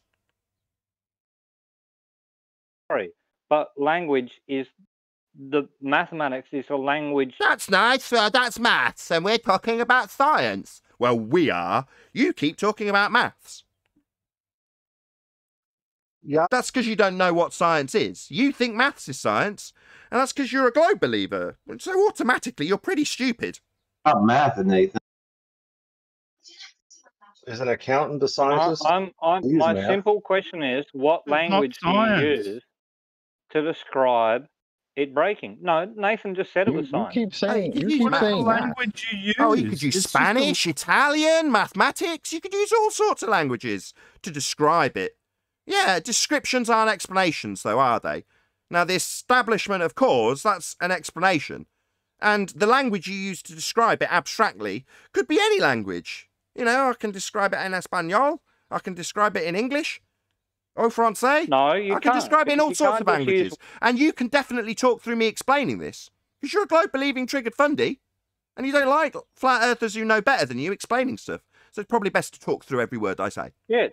Yes, I know, you're a scumbag. A scumbag, thicko globe believer, who doesn't know what science is and really needs it to be maths. And the fact, you're denying the fact that you use math as a language to... Yeah, you do use maths as a language. I didn't deny it. That's a misrepresentation. Yeah, language, that's abstract, and maths is one of them. Can be used, but it's not explaining anything. It's just descriptions. No, that's fair enough. Yeah. Yeah, so it's not science. You're a clown. Your maths, describing things, doesn't explain things. Science can do that with hypothesis-based experimentation, something you haven't got the vaguest clue about. You keep telling me about compression rates in concrete and engineering because you don't know what science is. But that's fairly typical for a globe believer, to be berated, talked down to, and generally demeaned by a flat earther who does know what science is. And you don't, mate. You're thick. No, the mathematics... Yeah, you are. You're thick. Go on. Brian. The difference... Thanks, Nathan. What's wrong here is, General Shady, what you're asking about, you already know the cause and effect. It's just a case of finding out what strength material. So you mathematically have to find out what strength material you need to hold whatever weight. That's basically all you have to do. You already know the cause and effect.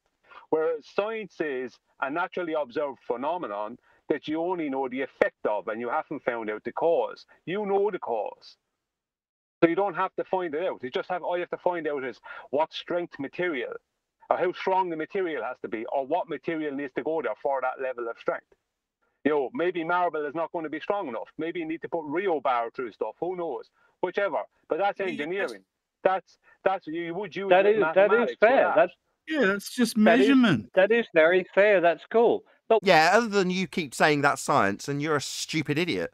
Fair, not just you being completely wrong, and us as flat earthers pointing out how wrong you are about your misapprehensions about science. So what's happened here? Fair, that to say flat earthers have educated your dumbass on what science is because you thought it was maths. That's fair. You're wrong again. No, I'm not. That's fair. It's fair that you keep thinking science is maths. And fair to say we've pointed out how wrong you are, that engineering isn't science. That's fair. Only reasonable. I think everyone would agree. That's only fair. You are thick, globe believer. I am righteous and understand science, unlike you. Used to describe why that granite block failed. And descriptions are not explanations.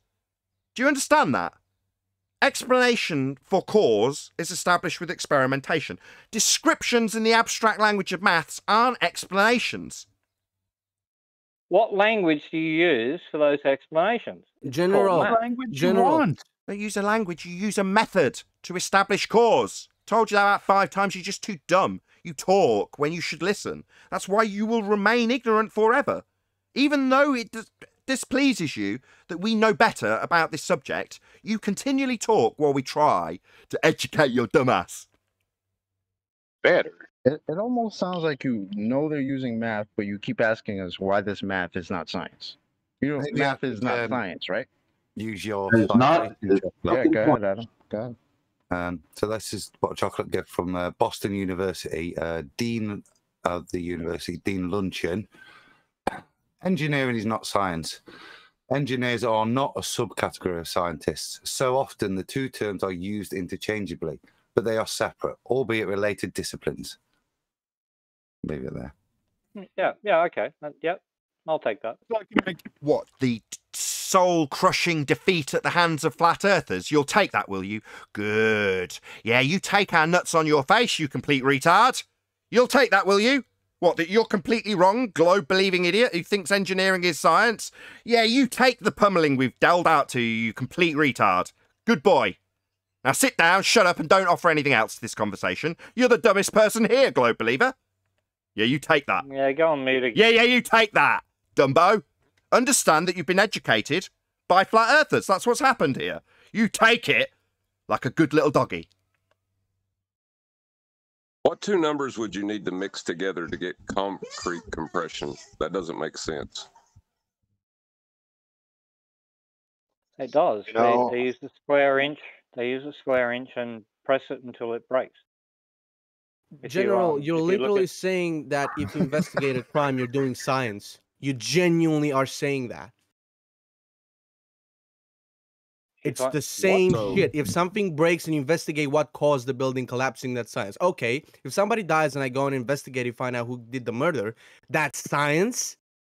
These guys think asking any question is doing What science. does that have to do with what I asked? It's the exact same shit you're saying. Forensic no, it's not. You've just gone to a crime, and I was talking. Yeah, mate, don't start telling people what they don't know. You're in no position to tell us what is and isn't correct in this instance. We've just had to educate you. Now you can sit your ass down and shut the hell up, dumb globe believer. Why are you offering challenge to this man? We've just got to the point, very painful that it was, to highlight how ignorant you are. Yeah, fair. No, very, very unreasonable on your part. You spoke through us continually. You're a complete wanker, totally arrogant. You think you're right and can challenge us now? Shut up! Pin your ears back and be told by the more educated people among you, that'd be the flat earthers, and how stupid you are. You need to sit and listen to us telling you how dumb you are, making equivalents to how stupid you've been, and you can sit there and take it. It's only fair. Its equivalence isn't right. Forensic science does exist. Yep. Wow. But mixing 7 and Determining 8 the cause together of is the not death. going to cause concrete compression. That's ridiculous. What's ridiculous about concrete compression? It's not science. We just Saying- point that out to you. saying But that- even because you've only just learnt this fact, you're just too dumb to process it quickly and realise that every time you've asked that question, and now you've said it's fair when you've had a nice citation given to you by Adam about just how not science engineering is, you then told us how reasonable it was after talking through us continually for about 20 straight minutes. That's because you are what is known as a globe-believing wanker who's having to be educated by flat earthers now, aren't you? With citations about how engineering isn't science, the thing you battled through us and talked through us, talked down to us, told us how wrong we are, when in reality, the only dumb fuck here is you. Right, so I'm talking... Yes, but shut up, Dumbo. So shut up. We don't need any more input from you. The dumbest person here seems to be the most vocal constantly. Yeah, that's always the way, isn't it? The dumbest person in the room thinks he has to make the most noise. Sit your ass down. Maybe you'll learn something. Stick yourself on mute, Shady. Don't make me have to do it to you. Just sit down and listen to the more educated amongst you. Don't challenge us with your stupidity that gets proven wrong. You thought engineering was science. You're just a stupid idiot. You don't have anything to offer to us other than your ignorance and basically mainstream belief in a globe. Like every other dumb fuck that comes here. That's all you've got. You're just like every other sheep on the planet. Yeah? Your planet. That isn't real. You are the same level as every other dumb fuck that comes here. And we educate them too. And when we're done, we tell them to shut up, sit down, don't offer any more of your stupidity to this conversation. Yeah? Understand that you're being told off for stupidity. Don't feel that you've got to rage through us and talk through us like you're doing now. Just sit yourself on mute and shut up. Know your place. Someone mentioned... Your place is having fallen off the dumb tree and hit every branch on the way down, generally, Shady. That means shut up. Someone... Do you understand? You're too dumb to comprehend that you've been totally embarrassed, told to shut up, and that you've got nothing to offer here other than your ignorance that needs to be corrected over a long period while you interrupt us a lot. You think that means that I want an answer? No, I need to see your little mute light come on so I can then laugh at you with everyone else as we all talk about how stupid you've been. Not asking you to interject in that conversation, asking you to sit down, put yourself on mute, pin your ears back, and be told just how dumb you are by flat earthers. That's what you can do. If you don't do it, I'll do it for you. Do you understand me, Dumbo? That's not rhetorical. You can say yes and then go on mute. Someone asked about a Hit crime every scene. branch on the way down. That's a classic. Someone asked about a crime scene. Correct. Not you. We don't want you. That's why I've now muted you permanently and you won't take part in this discussion anymore. I wasn't inviting you to answer any questions of flat earthers who obviously know better than you. That's where this started, you stupid retard. I was telling you, don't interject in this conversation. You've got nothing to offer here. Don't try and pull apart the analogy that someone else has given you, a flat earther, definitely more intelligent than you. You didn't understand what the hell you were talking about, and we had to go through it and correct you. Now you think you're part of this conversation. No. I asked you politely to go on mute so that you could potentially re-interject into this conversation, and instead you started answering the question I berated you about in the first place. You have no right joining in this conversation. We're going to be talking about how stupid you are, not to you, asking you for your opinion on how stupid you are. We don't need that. I'm done. Good. I want to write to rebuttal earlier. I was on the phone and I heard he's gone quiet over there. Am I still screen sharing? Yeah, I've had you up the whole time. Yeah, cool. So if I can just quickly switch over. The photoelectric effect was discovered in 1887 by the German physicist Heinrich Rudolf Hertz. This relationship between light and electricity was clarified in 1902 by the other German physicist, Philipp Leonard. And then just to bring Einstein in, the phenomenon was fundamentally significant in the development of modern physics because of the puzzling questions it raised about the nature of light, particle versus wave-like behavior, that were finally resolved by Albert Einstein in 1905. That's a bit of clarity. I Hold knew on a sec. there was a bit more to it, Nate, but I couldn't answer the other day. I want to rebuttal that. Fair enough. Because the part that Einstein did had to do with determining whether it was a wave or a particle. That's what he got. You know, like they knew that when light hit these plates, it released electrons. They knew that before then. But Einstein's Yeah, that bit's explanation. Joseph John Thomson. Yeah, they knew about the electron release, but Einstein showed that it couldn't be a wave. That's what he got the. Yeah. Okay. Yeah, I agree. The clarity he gave in 1905. Can I make a comment about math? You know what? I do math every day. I figure out pricing all the time with numbers, multiply or plus minus. So am I doing science when I'm figuring out pricing for people every day? Because I'm using the language of science, as he would say. Are you Is that doing the science? calculations on a scientific calculator? Scientific calculator when I'm doing and my phone has a scientific calculator on it. Then yes. So I think that's the standard. Means, no, only if your phone's sideways are you doing science.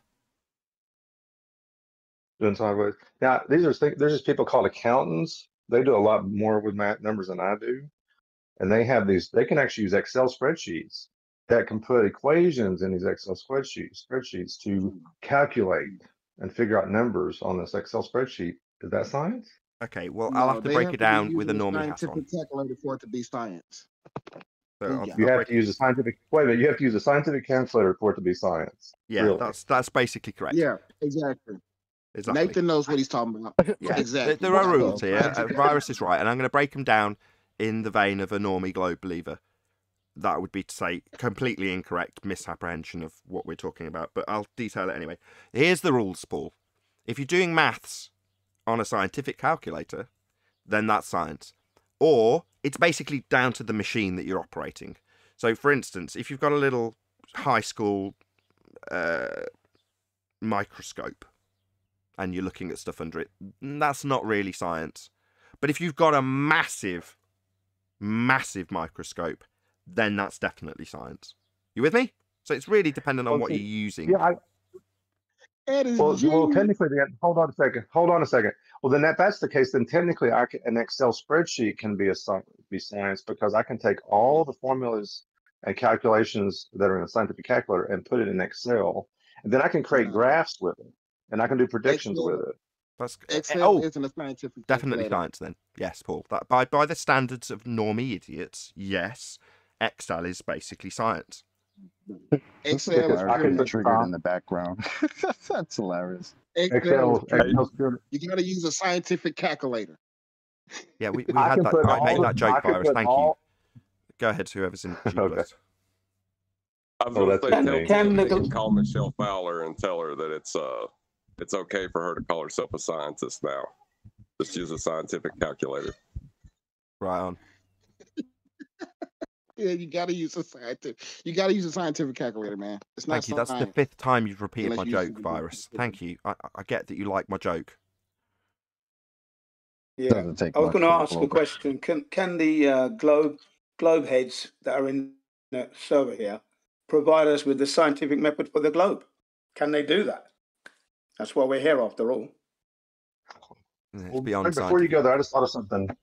No, just for Jin. Just hold on, Paul. Just let me answer, Paul. Just let me answer, Jin. No, it's beyond scientific inquiry. The shape of the Earth is not a phenomena to study. Go ahead, Paul. Exactly. Yeah. Well, if you're only doing science when you're using a scientific calculator, I don't see the germ theory button in a scientific calculator. Can you please show that to me? I can't find it. I used one in college and I never could find that germ theory formula or numbers that's on the scientific calculator. Well, germ theory is based on actual experimentation.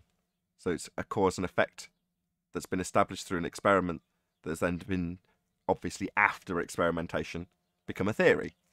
Well, that's science as opposed to mathematics. There is no maths for germ theory. Just like there's no language for science, you can use any language to do science, including mathematics. And to go back to the engineering real quick, how engineering is not science. You know that citation was by Boston University College of Engineering. So those are engineers telling you that engineering is not science. Shady or whatever your name is. So you Yeah, might but want to just put that in Google real quick Chocolate, before you come here with that crap again. Thanks. that Boston University didn't have the right calculators. Yeah. They didn't have the scientific ones. They should have bought bigger machines for whatever they were doing there. But no, just to take it away from the farcical nonsense that we've just been asserting. Correct, it's a method, and the methodology is empirical, based on having a null and an alternative hypothesis that you will validate one or other of upon experimentation. It's an empirical method, not a language, a method. There's more rubbish around science, though, as well. The word science. There's a few. I've heard this from borders where they define the word science when they look at a definition. The main word to come up with is knowledge, right? But that's not correct because, well, it is correct in one way and not correct in another way because that allows them to say we have the knowledge that such and such calculation of gravity is the reason for something falling, right? This rubbish. But that's not knowledge because that was changed to something else. Do you know what I mean? What I mean is that like gravity was changed from a force to an effect. So how is any of that knowledge? Because number one, it's not definitive because what you're told, if it's one thing at one point in time and there's another thing another thing at another point in time, then that's not knowledge because it's not dependent. It was never that Hold first thing in the first on, place. hold on. Hello. That's called an etymological fallacy. So if you look at the etymology of the word science, you get to scientia, I think it's pronounced, and then say that that means knowledge. No, that's the etymology of the word. In context, when we say science, we mean natural science. What's the subject matter? Physical and natural world. That's definitely natural science, as opposed to the etymology of the word, which would lead you to knowledge. So it's contextual. And in this context, we're very specific about science and what it means. And the hijacking of that meaning is what they use when they call things science. They mean empirical. We've got ether, we've done an experiment. Well, that's a scientific terminology that's been hijacked to imply that a just-so story about a medium for light to move as a wave through, complete nonsense, is valid. They use their terminology that's been hijacked from the current meaning of the word, not the etymological foundation or background history to the word. That's an etymological fallacy. Yeah, well, I'm just talking about how the borders have defined it, as they've defined it as the word knowledge. But the problem with that, I know that if I take fresh pasta and put it into boiling water and then put that boiling water down to simmer, depending on the type of pasta it is, it'll take me, let's say, between 4 and 7 minutes at simmer for it to be cooked before I can put it into a strainer. But is that science? Or is that just me making pasta? Do you know what I mean? It's complete and utter rubbish. It's not science. Exactly. It's down to you knowing what the definitions of these words actually mean. And when it comes to science, contextually, we're debating about the nature of reality. So it's very much immediately pigeonholed into a very specific type of science. And it's not the etymological background to the word. It's the natural world being studied. Natural science. So we're talking about natural science. That's basically it. And even to take that further, Nathan, physics doesn't necessarily need math. There's just, I can't think of his name. I always forget. He's the old guy. He's got brown, gray hair, and he's doing all of this physics in his classroom for everybody to watch. And I said, there's many videos I've watched of him, and not once does he talk about an equation, a number, or mathematics at all. But he does physics through the whole video. You know the guy I'm talking about? Sure. Physics is science. Physics is the study of the physical. Well, in natural science, you're talking about the study of the physical and natural world. That's, again, natural science. Physics is science. So you're talking about the study of the physical and natural world again. So contextually, as soon as you say physics, you're right. That's not maths. That's the study of the physical and natural world. Well, why natural world? Well, because if you study the synthetic world, like we described with the guy at the beginning of the show, that's man-made. You already know the cause of it. No need to study it. You already know. So it boils it down to natural science, which is physics. And under that comes biology, Same thing applies. You're studying cause and effect relationships based on natural phenomena in biology. Again, science, but it falls under physics. I have to address Brian. An Irishman making pasta? Yes, that's rubbish. He was just trying to be posh. He meant potatoes. I can make some serious pasta. We all know it worse was than that, Neil. potatoes. We pretend he's posher than he is. It's far worse than that. It's the ballers walking pasta without realizing it. I was waiting for it, man. Both of you guys. 16% Italian and 25% Irish, so I can get away with both those jokes. I mean, Brian, you could just solve the problem. You could just walk around telling yourself you made some scientific pasta. There you go. Did you have a calculator? Did you have a calculator or a stove? You weighed it, it's definitely science. Well, I know that Nathan, the fact that Nathan is 15% Irish, and he's very insulted by what Neil said. Yeah, I know it. I know it. It's potatoes, not pasta.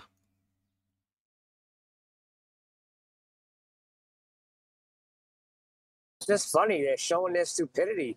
All these bowlers that come in, they're really just dumb. That's why I lay it on thick meals. When I make pasta, go on, whoever that was. So when I make pasta, I don't use a clock at all. I just taste it. When it tastes good, I'm done. I throw it at the wall. Don't start the Italian up. Throw it at the wall. So if we've got the scientific method for cause and effect questions, then is there a scientific method for what is questions, or do we just use logic for those? Yeah, you can use all sorts of different methods for what is questions, but exclusively science is dealing with cause and effect. So yeah, Can what there is the be a shape of the world? scientific what is question? No. What is the shape of the world? Unless the question is, what is the cause of that effect? No. Yeah. Or what like is the what sun? is that star up in the sky, or what is? the It's not a Earth? phenomena to study. So when you say, what is that star? No, that's not science. What is it? Well, you can go and have a look at it. Well, if you do, you're still not establishing the cause of an effect. Still not natural science. A phenomena is what you're going to be studying if you're doing science. If you're dealing in the physical and natural world, it's not going to be a synthetic anything. It's going to be something natural. Now, if you say, why does the star appear? You could say that's an effect. Why does it move across the sky? That's an effect. So you start varying presumed causes of that effect and see if you can cause it to happen or not happen. You know what I mean? In your null, in that example, if I'm saying, why does the star move? Right, you get your presumed cause, whatever that may be. But in your null, you've got, if this presumed cause of the star movement, then no star movement. So you vary your thing that you think's causing the star movement, and your null is that it won't happen. Right? So it just descends into nonsense. That's why you get the just so stories. They can't validate hypotheses for any of the phenomena that they study. Wait, do you really see the star moving though? Can we see a star moving? Yeah. Wasn't this the guy who said he laid down and then he got up and he measured the time? No, that and was said he did it. No, that was Copo Flakes. No, that's what I'm saying. Wasn't he arguing along the same point of what we're talking about? That he's not doing real science. All he's doing is standing up and measuring time. Gotcha. He's using a stopwatch to derive our physical horizon. He says is refracted. Yeah, it was a complete cluster screw. But yes, you're right. He's just using maths. He's not establishing the cause of a phenomena. And if you want to say, well, the phenomena is that the sun comes back when you stand up, it's like, you stood up. You didn't know what caused it. You stood up. I know, but it's just funny how they think time is an independent variable. They also, when they do things like that, they will assert that, you know, the distance movement between you and the position when you're upright is the cause. And you're like, so you think standing up causes sun movement?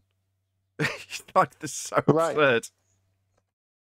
But I don't think they don't even get how that is what they're saying, but that is exactly what they're saying. I was listening to that and I started laughing out loud. He actually completely debunked his whole thing. Besides it being a load of rubbish, when he said he was looking at the sun mirage, it's like, yeah, you're looking at a mirage. So when you go down low, your angle to this mirage is less than when you're standing up high. So you see more of the mirage when you're up high because your angle is greater to the bottom of the mirage.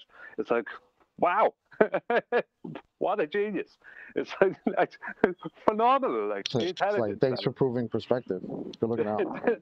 Mirage, yeah, it's not the sun; it's a mirage that's left behind by the sun. Yeah, the not actual position of the sun is moving behind a not actual refracted, not actual position of a horizon, so that you can derive an R value that will give you the physical obstruction that is the claim to be horizon when geometric, that you've relinquished by saying it's refracted. But when he says mirage, as you've put it, Brian, no, he's invoking terrestrial refraction immediately. He's got atmosphere and light bending through it when he says refraction. So he's already used an R value, and they don't like that. As soon as they have to invoke refraction, it's terrestrial refraction for them, and they haven't got it unless they've got R. So when they're trying to get R in any alternative means... Go on. There's actually no... when you see the sun on the horizon, that's not the sun anymore. What you're seeing in the deep orange and reds, that's a mirage left behind by the sun. That's not a sun. That sun is not there anymore. That's why the sun often appears to be the same size, as well as the fact that it's in within that 15-degree area. It appears to be the same size, but yet it only looks to be 4 miles away from you. But yet it's colder.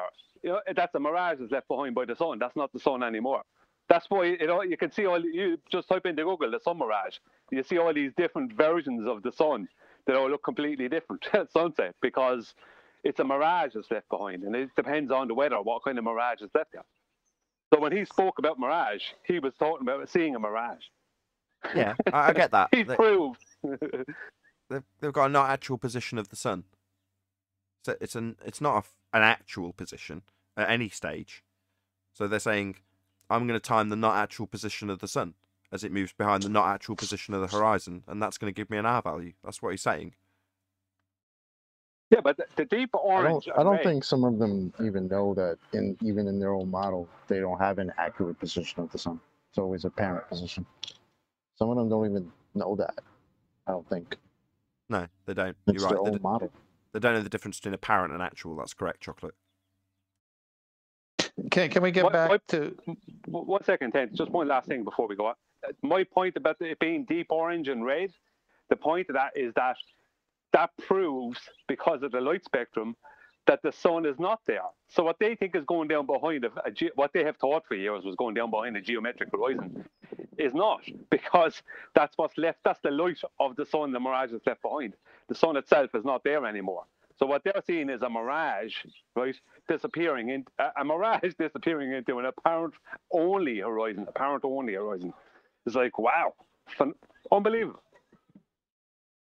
Yeah, can we get some clarity on time as an independent variable? Was it QE who said that if that was the case, then everything is caused by time? Correct.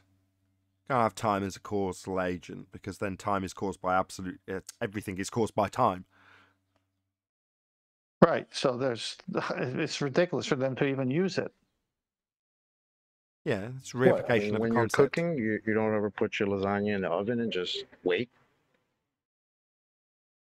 Just a question of time. I don't even make the lasagna. It's just a question of time.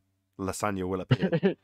just wait long enough. A tray of lasagna will just appear on your desk. Yeah, the cause isn't me shopping and then creating the lasagna and laying out the sheets. No. Just a question of time. Time's the cause.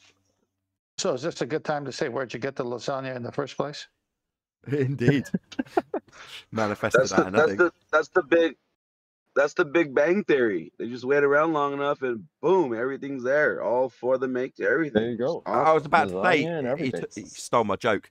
Yeah, have you not heard the Big Bang lasagna theory? You start with nothing, divide by it, and then you get every lasagna in the world all at once. It's brilliant. Exactly. You know, the old divide by zero, get everything. Or you just let the nothingness in your oven evolve into a lasagna. That's even better. No, I tend to find throw some cheese in it, and you get string theory to go. No, but if you wait too long, the lasagna try to break out of your house and run away. It just comes because of the bending of space-time. So what happens is we have gravitational accretion, and the general ingredients just sort of manifest by way of gravitational accretion. It's just a violation of entropy that makes lasagna appear out of nothing in my oven. Just see the ingredients floating down a gravitational well towards the oven. And the Lasagna friction caused by this accretion. gravitational accretion is what cooks the lasagna as it's as it's forming together with gravity. That's right, lasagna accretion. Science cooks it. Science cooks what cooks lasagnas. Say again, Brian. Science cooks lasagnas. I do occasionally cook it in a microwave, so that would be science. That's correct.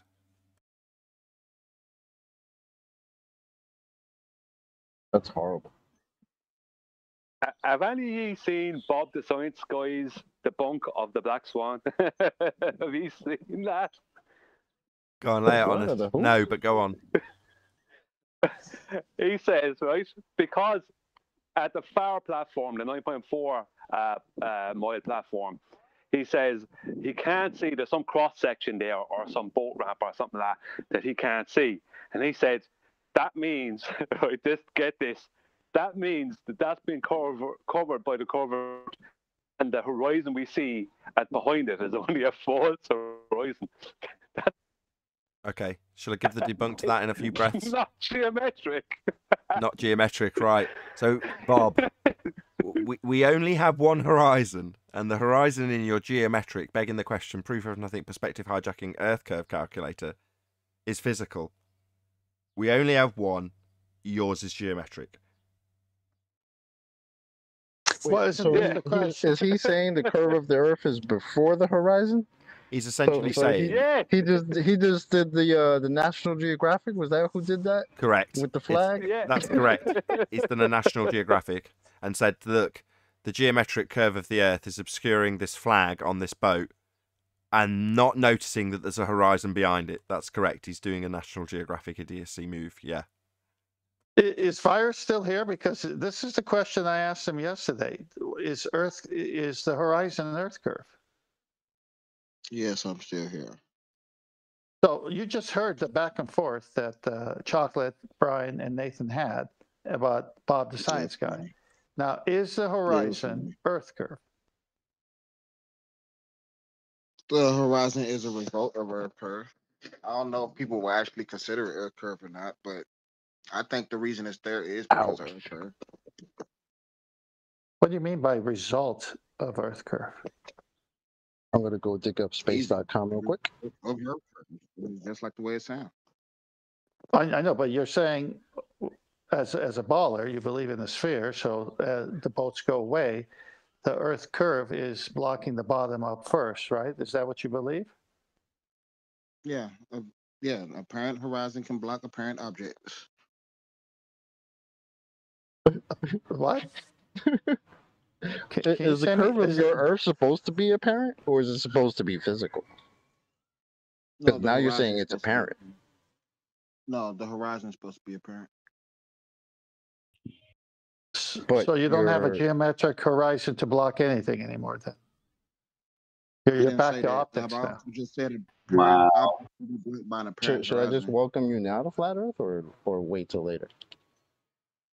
Why? For saying that apparent objects can disappear behind an apparent horizon? No, for conceding that you don't have a geometric horizon. The boat's apparent now? Horizon. Did I say that? Is the boat apparent? Why is the boat apparent? in my mouth? Virus, is the boat apparent? Can you at least go by just what I say and not add stuff? Okay, repeat what you've said. Is the boat apparent? Hold on, 10th. Say it again then, Virus. Go ahead. Apparent things can disappear over an apparent horizon. I never said we don't have a geometric horizon. We only have one horizon, Virus. You only see one horizon. That's the difference. Right. That's right. We have multiple horizons. Sorry, you're saying we have multiple horizons. By definition, a horizon is an apparent position. So when you keep saying, well, we've got an apparent horizon, that's redundant. It's the apparent position where the sky meets the ground or sea. We only have one of those, and you're telling us how it isn't the geometric Earth curve edge that would be a horizon on a sphere. That's what a sphere horizon is, a geometric limitation to your view. My bad. My bad. My bad. So on a sphere, you'd have a geometric limitation to your view. The edge of the sphere getting in the way of stuff that goes over it at 1.2 times the square root of the observer's height in feet. That's what's asserted with your geometry. And you're telling us how we haven't got that. So we haven't got a sphere horizon. No, You would have a sphere horizon if you were on a sphere, though, and you're telling us how we haven't. And we've only got one. Okay, well, I didn't say any of that. I'm not even implying any of because you that. don't What you just said understand a what you're while saying. ago. You only see one horizon, and that's fine. There's nothing wrong with seeing one horizon, 'cause that's the way it's supposed to be on a globe too. So Do you think there are horizons that you can't see? yeah, I can't see a radar horizon. Hold on, just one sec. I can't see This started a off. Sorry to horizon. interrupt, Virus. This started off with a problem that was raised by somebody pointing out that Bob the Science Guy has asserted that there's a physical geometric sphere edge horizon, that would be Earth curve, obscuring the bottom of the platforms, but there's a horizon behind them. Yeah. So he's saying no, we've got two horizons. You know, contrary to what we've been told in rebuttal, that the horizon that's geometric's refracted, therefore no longer geometric, he's saying two of them. And the way we responded, or what you were asked to comment on, was what we've now got on screen for the audience, which is National Geographic claiming that the flag on the back of this boat is being obscured by the horizon, in spite of the fact that there's a horizon behind it. So you're saying, okay, that's cool, we've only got one horizon. That's your words that I'm quoting back to you, just in case you decide to flip I flop. didn't say that. My bad, still talking. So just so you Did it don't right. flip flop. I'm gonna inject if you're wrong, just like You can wait till I've finished rather than Fundy muting my conclusion. So you've said we've only got one horizon. Yeah, we'd agree, that's a fact by definition. But yet both Bob and in this case National Geographic are showing examples claimed to be Earth curve when there's a second horizon behind it. And we've only got one, according to you, and factually by definition. you only see one. It's not the same as we only got one. Well, in this picture by National Geographic, there's two, according to their assertion, that it's not an angular limitation to the bottom of the flag, it's Earth curve getting in the way of it. And yet there's a horizon behind it. So they're asserting Earth curve blocking bottom of flag, but there's also a visually obvious horizon behind it, the actual horizon, that would be. So there's a horizon that we can actually see, and it's not the thing blocking this flag. But they're asserting it is. So they're saying two, and so is Bob. Ludicrous, because we don't have two horizons. Okay, I also agree. You don't did you just see say you could two only see horizons. one, but we You have two? have more How do you than know one there's two? horizon though as well. So it's two different. It's two different things saying you see one horizon and we only got one horizon. They're not the same thing. No, you can Well, only Virus, have if you one can't- horizon. A horizon is You want to a define singular horizon? a singular position where the sky meets the land or sea. What do you mean you can have multiple positions where the sky meets the land or sea? That's absurd. No, you cannot. How If you is only that have a one whole- apple, I told you can only see one Tim apple. what I How did. is- Hello, maybe five people how should is They that respond actually rather than sent you a Virus. new flyer without you having How to is- send those back. Yeah, I Like, think yeah, maybe you should all rumpus Sweet. Virus responding. He knows all about these different companies, so I'm trying to find out from him if I'm going to get any problems from Craftsman, Mac, Snap-on about switching out my tools, because that's what they do, like their lifetime Oh, warranty. great. So You want to go on mute, buddy? even if it's your own problem, like if you busted a socket, they'll still replace it. What are you talking about, guy? He's having Ryan, a what are you conversation talking and about, he's not dude? even realizing it. Ryan, what you talking about? Ryan, I don't know what's going on. The guy was talking about tools and replacing tools when Virus is supposed to answer your question. My bad, guys. Sorry. Yeah. All right. No, you good, Ryan, bro. Don't let it happen again. That's you. Sorry, I'll take Neil out. is it fair to say that the horizon is an optical illusion or not? Am I wrong? Well, that's not the point The we're focusing on. horizon- We're focusing on the fact that we've only Okay, got but it- one. By definition, there can only be one. Yeah. Right. So we've only got one horizon, and it's not geometric. But on a globe, it would be. No. So we're not on a globe, or we'd have a geometric horizon. Right. On a I globe, agree, you but- see the apparent horizon. That's what you see on the globe is the apparent horizon. You don't see the geometric horizon. The apparent horizon comes from the geometric horizon. That's how Try it again. works on the globe. You're an idiot. Uh-oh, Guys, that's a go. Jesus, Here we do go. we need your it doesn't. interjection, Neil, saying he's an idiot it when I'm trying to doesn't. bloody hear him? Go ahead. Hold your tongue! Virus, you've just told us we don't have a geometric horizon. Well, you would have one on a globe, therefore we're not on a globe. Or you'd have a geometric horizon, you haven't. Why would you have one? Because that's what globes have, geometric horizons, as asserted in your begging the question proof of nothing perspective hijacking Earth curve calculator, where there is a point marked with an X and labelled horizon. But then you would also say at the same time that since it's geometric, we should be able to go out and stand on it, right? But then wouldn't the moment that you stood on it, the horizon would be in a different place? It's apparent, based on your height, at 1.2 times the square root of the observer's height in feet, there Okay, would so the be... horizon would move. My bad. I don't care about the math, Nathan. My bad. All you had to A do was third answer attempt yes to or respond no. to you. What's going on? Fundy, globe believer, perhaps? Yeah, I've given the parameters. I don't care about the math. I was just asking yes or no. You didn't have to go into a spiel like you always do. So do you want to go then? Do you want to listen to my spiel? Go away. That's what I do here. My show, you idiot. Well, you made my point. You made my point. You call it a geometric that you can mark with an X and stand on. But then if you're standing on it... Wait, did I say stand on it? Location, so it's Sorry, not did I say geometric. stand on it? Or are you just deciding that you're going to misrepresent what I've actually said?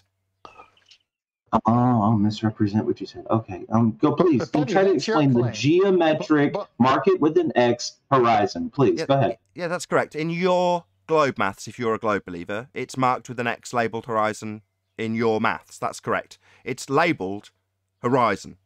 Now, that is a geometric horizon asserted to be a horizon.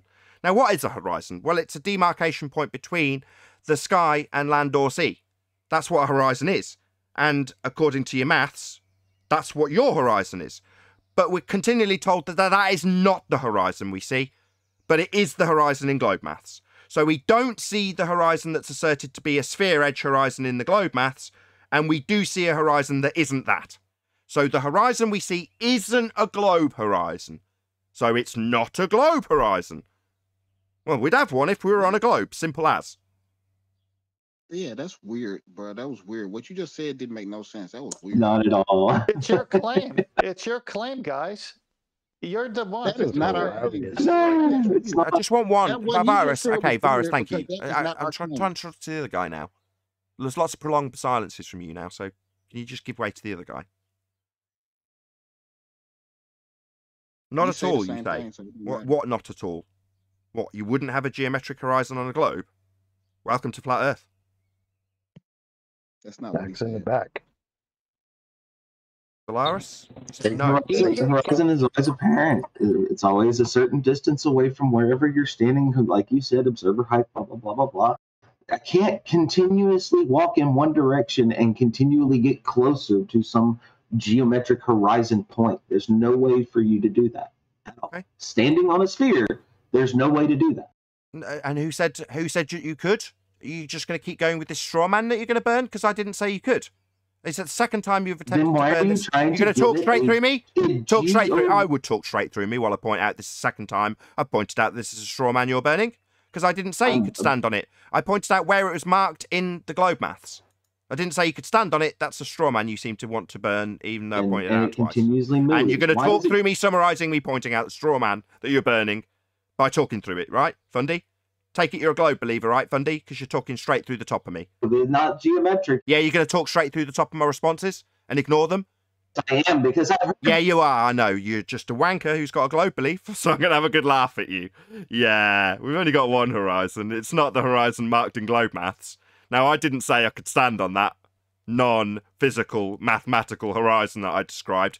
You seem to want to burn that like I've said we can stand on something in maths. No, I'm saying the thing in your maths, if you're a globe believer, is marked with an X-labelled horizon and isn't the one we see.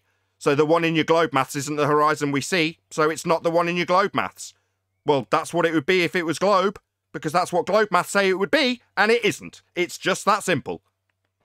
Well, No, that says it's a certain distance from you, which gives you the apparent horizon. All our horizons are apparent. That's redundant. You're stupid. If you don't understand that a horizon's an apparent location, you're thick. X, fucking call it geo. Don't swear at me, you dumb globe-believing idiot. By definition, all horizons are apparent. It's redundant. You're thick. Keep using these redundant terms because you're stupid. But can I ask something though? He's laughing at the notion of standing on it, but you guys believe in the story that ships disappear behind this thing. Flat So Earth you're laughing at logic. your own story, bro. What are you doing? Hold on, Chocolate. I think he wants to share his pain and start telling us what we feel and how we are. Go on then, share your pain. Geometric when it's all apparent. Okay. Geometric has to be physical, and you guys are not understanding the word appears is what apparent means. Where do you think the apparent horizon comes from? Oh, hold on, dude. Do you realize your geometric horizon would have physical limitations to it, right? Yeah, Because but not the all apparent horizons are horizon. Sorry, the physical limitations of a sphere edge horizon would block boats and stuff. With its physicality, that's its geometry. And it does. My bad. Maybe this should be interrupted by a triggered fundy who knows that his globe belief's dying before his eyes. Yeah, I'd definitely talk through this too. Yeah, so it's asserted that the physicality and geometry of the sphere edge that we don't have, that you keep telling us we haven't got, is claimed to block boats and buildings with its physicality. Now you're saying it's apparent. Well, that's fascinating. All horizons are apparent. Yours is asserted to be geometric and capable of physically blocking stuff. It doesn't. We haven't got a geometric horizon. You keep telling us that and then raging through me when I point it out.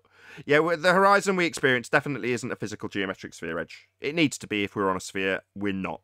Or we'd have that sphere edge horizon, and we haven't. You keep telling us how it isn't that, and then inserting this redundant term apparent, because you're thick. Don't understand what horizon is. Otherwise, you wouldn't use this term apparent, because all horizons are apparent. That's redundant.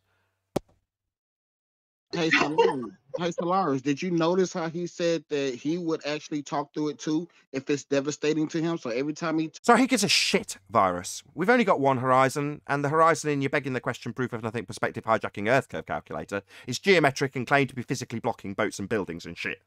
Now you want to talk about whether or not I've spoke through him? I couldn't give a monkey's.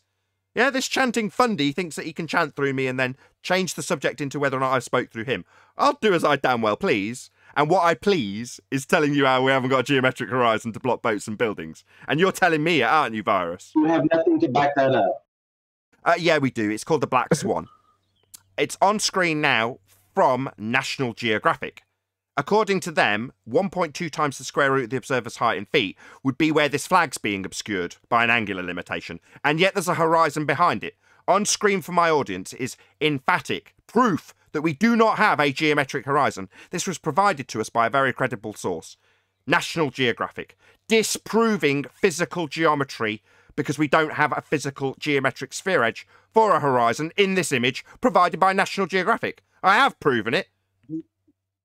Do you have a picture of the geometric... Yeah. I've got a picture of your dying globe. It's on screen provided by National Geographic.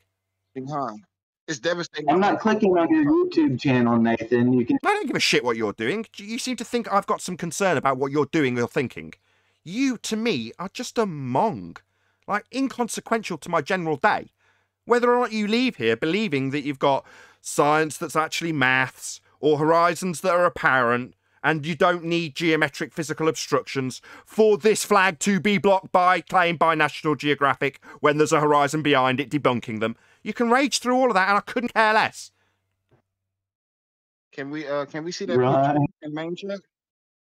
You see what now? Share the picture. You said it's live. Share the picture. It's National Geographic's picture where they went out to the beach with a load of flat earthers and claimed a stripy flag was being obscured by a physical geometric sphere edge horizon, not noticing that the actual horizon's behind it. I've never seen it. Can you... Oh, that's unfortunate. I couldn't give a crap what you've seen. You've seen the other Black Swan. It's not like you don't know what the Black Swan is, Virus. Playing dumb here won't change the Black Swan argument. We only need one. The fact that there's multiple Black Swans doesn't change the argument. The horizon's beyond the geometric limitations of a sphere, radius 3959, and when we point that out to you, you say we don't need a geometric horizon to block this flag as claimed by National Geographic. We don't need that geometry to block this flag. So why are National Geographic claiming that geometry's blocking the flag then? Oh, that's right, because they didn't notice there's a horizon behind it. They didn't notice it's a Black Swan. Do you have a picture of the geometric horizon being further than it should be? No, it can't be beyond its physical geometric limitations. You don't understand geometry. You can't inflate a ball and have it physically, geometrically beyond where it's supposed to be. That's absurd. It would be set in stone, you dumb shit. That means your motor... Sorry, you can't move a physical hill to a different position to show that you can physically move a hill. You're an idiot.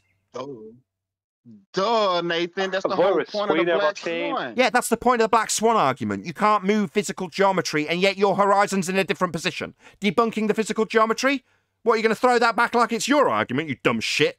Now that the black swan's sinking in, you think you can throw back the argument we've made to debunk your sphere? Like, oh no, we haven't got a physical sphere edge for a horizon, obviously, says Virus. Yeah, that's our argument, you dumb shit.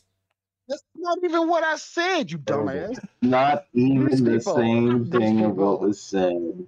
Solaris, what have you got to add? Jesus Christ. One at a time. Jesus Solaris or Christ, Virus? Nathan, you are really having some hard time. Sorry, today, Solaris, you're just going to chant through everyone. I'll just talk to Virus. He seems more reasonable. Shocking to say. Virus said there's 2 horizons, but we can't see one of them. I just want to know how you got to that point. It's nonsense. Horizon's One apparent is by math definition. and one is optics. It's not nonsense. One is math and one is optics. Right, apparent. Do you know what apparent means? It means you can bloody see it. You're going to tell me it's maths when apparent means you can see it? You've babbled on about how it's apparent. Well, if it's apparent, you can see it. But what, it's not apparent, we don't see it now, it's only in maths, so it's not apparent then. That's optics. Oh, welcome to Flat Earth. Optics, you say? Yeah, that's right. But there's no optics accounted for in Earth curve maths, my friend. You stupid idiot. Welcome to the globe, Nathan. If you guys are saying the geometric horizon, it can't be seen. That's a little weird because National Geographic, the same clowns that show you the flag, show you that's the curve of the Earth and with a horizon behind it. They say the local horizon, also called the geometrical horizon, is the visible boundary between Earth and sky. So your own side claims that it's visible, while you guys sit here and tell us it's not. So have fun with that. No, it's worse than it's hangout virus. It's worse than that. They say they've never seen it, but they measured it. No, I'm not. Did you get that virus? You've never seen it, but you've measured it. Now tell me how that works.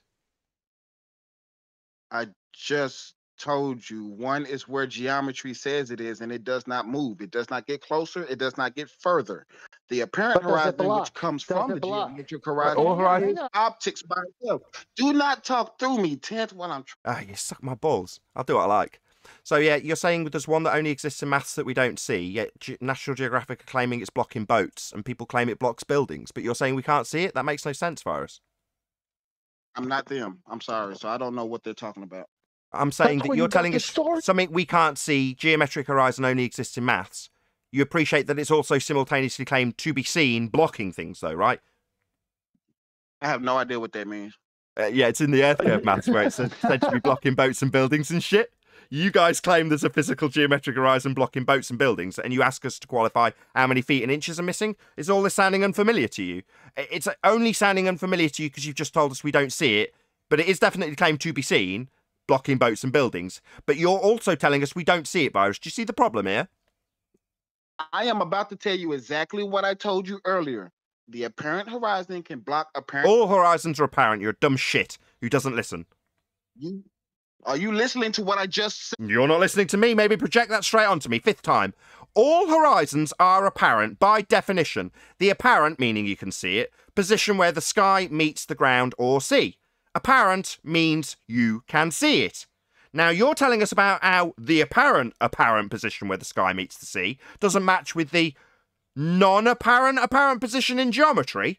You're just stupid. Not what I was saying. Yeah, you were, because you said apparent horizon. You used the redundant term, same as that dumb shit Solaris did. What was my point then, Nathan? That the apparent position where the sky meets the ground or sea doesn't match with the geometric physical limitation that's supposed to block boats and buildings, but you're telling us all about how it can't be seen and isn't the apparent horizon. So that makes no sense, because apparently the geometric horizon is supposed to be apparently blocking boats and buildings, and you're going to great lengths to tell us how we can't see that which is claimed to block boats and buildings. Now, the only reason you're telling us we can't see it, even though it's claimed to block boats and buildings, is because we've debunked it with the black swan. So you're telling us all about how we won't see this thing claim to block boats and buildings now. That's a big problem and a paradox for you, not me. That was not my point, Nathan. That was not my point, Nathan. You completely missed my whole point just because you wasn't listening. Oh, right. It's really just me not pinning my ears back while I repeatedly tell you that apparent is redundant and you ignore me. So my point is going to be obfuscated and said that, no, that's not the point you're making. Yeah, apparent's redundant, you're dumb as shit. That's my point. Yeah, you understand? Dumb shit? Now I'd like you to repeat back that, that apparent is redundant because you're dumb. I don't want to hear it again. Yeah, you don't. Okay, you're dumb because... Yeah, you're dumb. You think apparent, which is redundant when you're talking about an apparent position where the sky or ground meets... Yeah? That's apparently meaning you can see it. That's what a horizon is. So saying the apparent position where the sky meets the ground or sea is redundant, and I've told you multiple times, and you turn around, ignore it, and tell me I'm dumb, or don't listen to you. No, you are thick as shit, Virus. You keep saying apparent horizon, which is redundant, you dumb shit. So I'm going to repeat it about enough times for you to understand that you're not listening to me until you repeat back that this use of the word apparent for horizon is redundant. Oh, you seem to be talking through me, Virus, to obfuscate this redundant word you keep using. Keep talking through it. Keep talking through me, don't you, scumbag, so you don't have to listen to the redundant words you've used. I covered in linseed oil and baked it. You're generating your point. Linseed oil and baked it, so it's feel the protective coating. Ryan, you got a hot mic. Sorry, guys. And Akambars, if you talk through his points again, guess what's going to happen to you? You friggin' retard. Now listen to what he says and then respond. You gonna put your big boy pants on? You want to big boy? You mean changing the pants? I'll try again. Without leaving them? Yeah, sorry, Virus. Friggin' retard. Hello. QE, quit being dumb. Yeah, that's what you want to do. Take it away from the point again. So you've managed to get QE on the hook. I've pointed out that you keep using this apparent. Going to talk through me again. Kick him out. Just kick him out. He's lost badly, so he's going to talk through every single rendition of the point. Every single one will be talked through because he's dead in the water. So when I point out that he's saying the apparent position where the sky and ground meet, or sky and sea meet, isn't required when he's got it simultaneously blocking boats and buildings. I say stop using this apparent term, it's redundant, and he tells me I'm not listening to him. Scum. There's another scumbag. There's another scumbag, Solaris. He's about as dumb as a bag of hammers, aren't you, Solaris? Yeah, we heard only that. According to you. Yeah, only according to you, right? What's a hypothesis?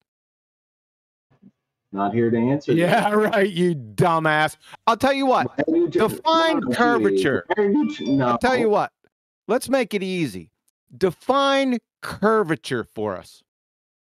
Why are you here white knighting for Nathan? Yeah, right. We were on a particular Define topic. curvature for us. We're talking about the horizon. All he wants to talk about is white knighting, people getting muted, how dumb QE is. He's been asked to define curvature. He's never going to do it. We're here talking about a specific subject, and you... we're not talking about the question you've been asked, so let's try... Quick, obfuscate onto something else, right, Solaris? In front of his own fucking community. So we weren't talking about curvature before then, huh? That's funny. And he was not getting destroyed. I'm not sure if he's a full bag of hammers because he can't nail the point now. I don't even think they're horizon. Okay, well, I'll have a go. Let's see how reasonable this guy can be. Flat Earthers is the one that obfuscate and white knight for each other. Okay, let's try. Especially YouTube personalities that like to say... Oh, God, will you ever shut up? Off the track immediately. So you were another dumb shit, Solaris, that said apparent horizon. Why are you ad-bombing? I haven't called you a single name today. Why? Really? Well, that's because you don't warrant calling me any names, you dumb shit that uses the word apparent when describing a horizon. Let's make it clear, Solaris. You're dumb, and I'm going to tell you so. Fact. You use the word apparent when describing a horizon, a redundant term, making you stupid. Okay. Yeah, that's right. You have absolutely no cause whatsoever to call me names. You all do, and you're all thick. So when there's an opportunity to point out with demonstration that you call apparent horizons, that's stupid, and I will point it out till I'm blue in the face. You are thick, Solaris. I'm a flat earther and proud to tell you that when you make a mistake. Because you're arrogant, you think you're right about everything. Geometric horizon is what the math shows it to be, but yet apparent horizon can be... You did it again, you dumb shit! Apparent horizon is redundant, you dumb shit! How many times has this flat earther got to point out to this complete retard that the word apparent when describing a horizon is redundant? You're just stupid, Solaris.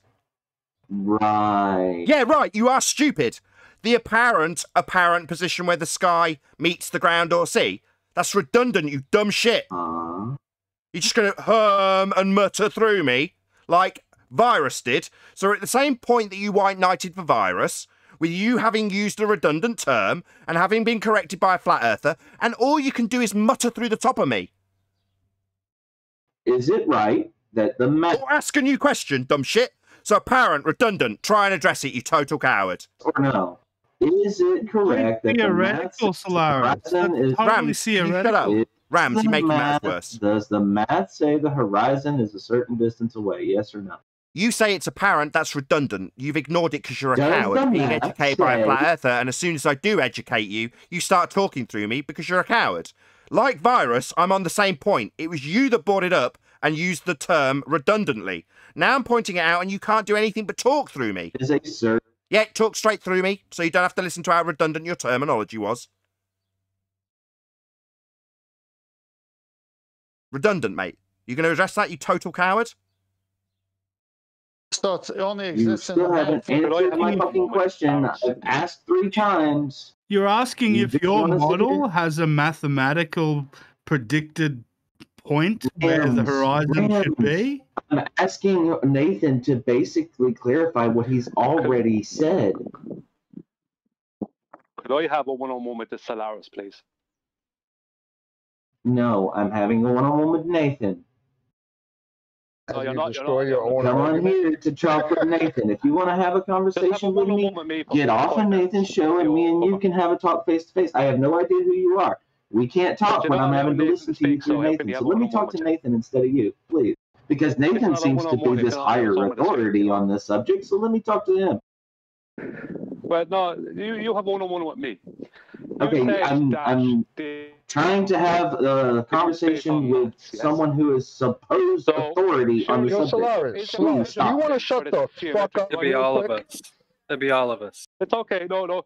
No, don't take the bait. That's what he wants to do. He wants people shouting it. I don't give a Solaris, fuck. that means that these mathematics. Oh, Jesus Christ. That means that these Dude, mathematics. either are based answer on my measurement, yes? question or y'all aren't worth talking to anymore. So, just like could Star you Trails. give me the measurement of this geometric horizon, how it was done, the process, please? That made your mathematics.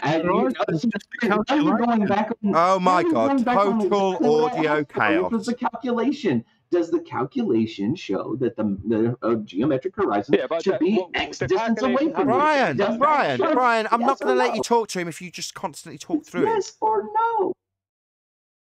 Can't reasonably tell him to shut up when he talks through you if you just do it straight to him, Brian.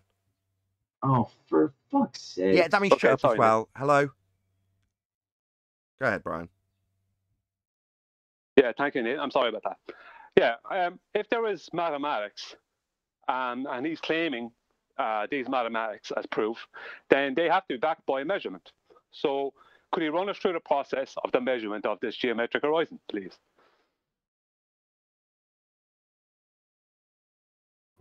He's gone. He left. He ran away? Well, he wasn't allowed to continually Discord server mute everybody, so he's run away. Gutless. Yeah. Yeah, because all he had was hanging on to mathematics. You know, he kept on saying, "Oh, the mathematics say this, the mathematics say that." Who cares? Show us the measurement that the mathematics are based on, and how was it done? Who measured it? Show us the process. What's step one? That's the end of that. Well, one step better. Validate what your mathematics say. The curvature, the blockage has to happen by exactly the mathematics. And here we have the horizon well beyond where the curvature must start. So the mathematics are wrong. Yeah, but that's why I went to the mathematics, because he was claiming them. So I asked him for, okay, these must be based on a measurement. Show us this measurement. What's the process? Who did it? What was step one? When was it done? There's nothing for that. Do you know what I mean? So you don't even have to go even to show. You don't even have to show them the black swan. You just have to go to there, and that's the end of it, because there isn't anything for that.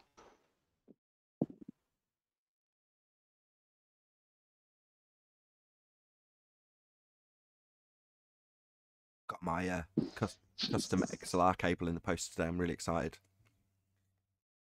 Glad you're wired. Back to Virus. Virus, you said there are multiple horizons. He's not here. But, oh, well, forget it. Well, he said there's multiple horizons, but we can only see one. It's a problem. Yeah, but how does he know there's multiple if you can only see one? That's what I held him to task on. That's what I was trying to hold him on task on, but obviously server muting from them and everyone biting on whatever hooks they throw out is the problem that obfuscates away from the point. When they say apparent horizon, they're trying to distinguish between a horizon that we see and a second not apparent horizon, violating the law of identity. It's an apparent location, that's what horizon is. But if they can distinguish between an apparent horizon and an apparent not apparent horizon, then they've got two horizons, and you don't need to see one of them, it's only in the maths.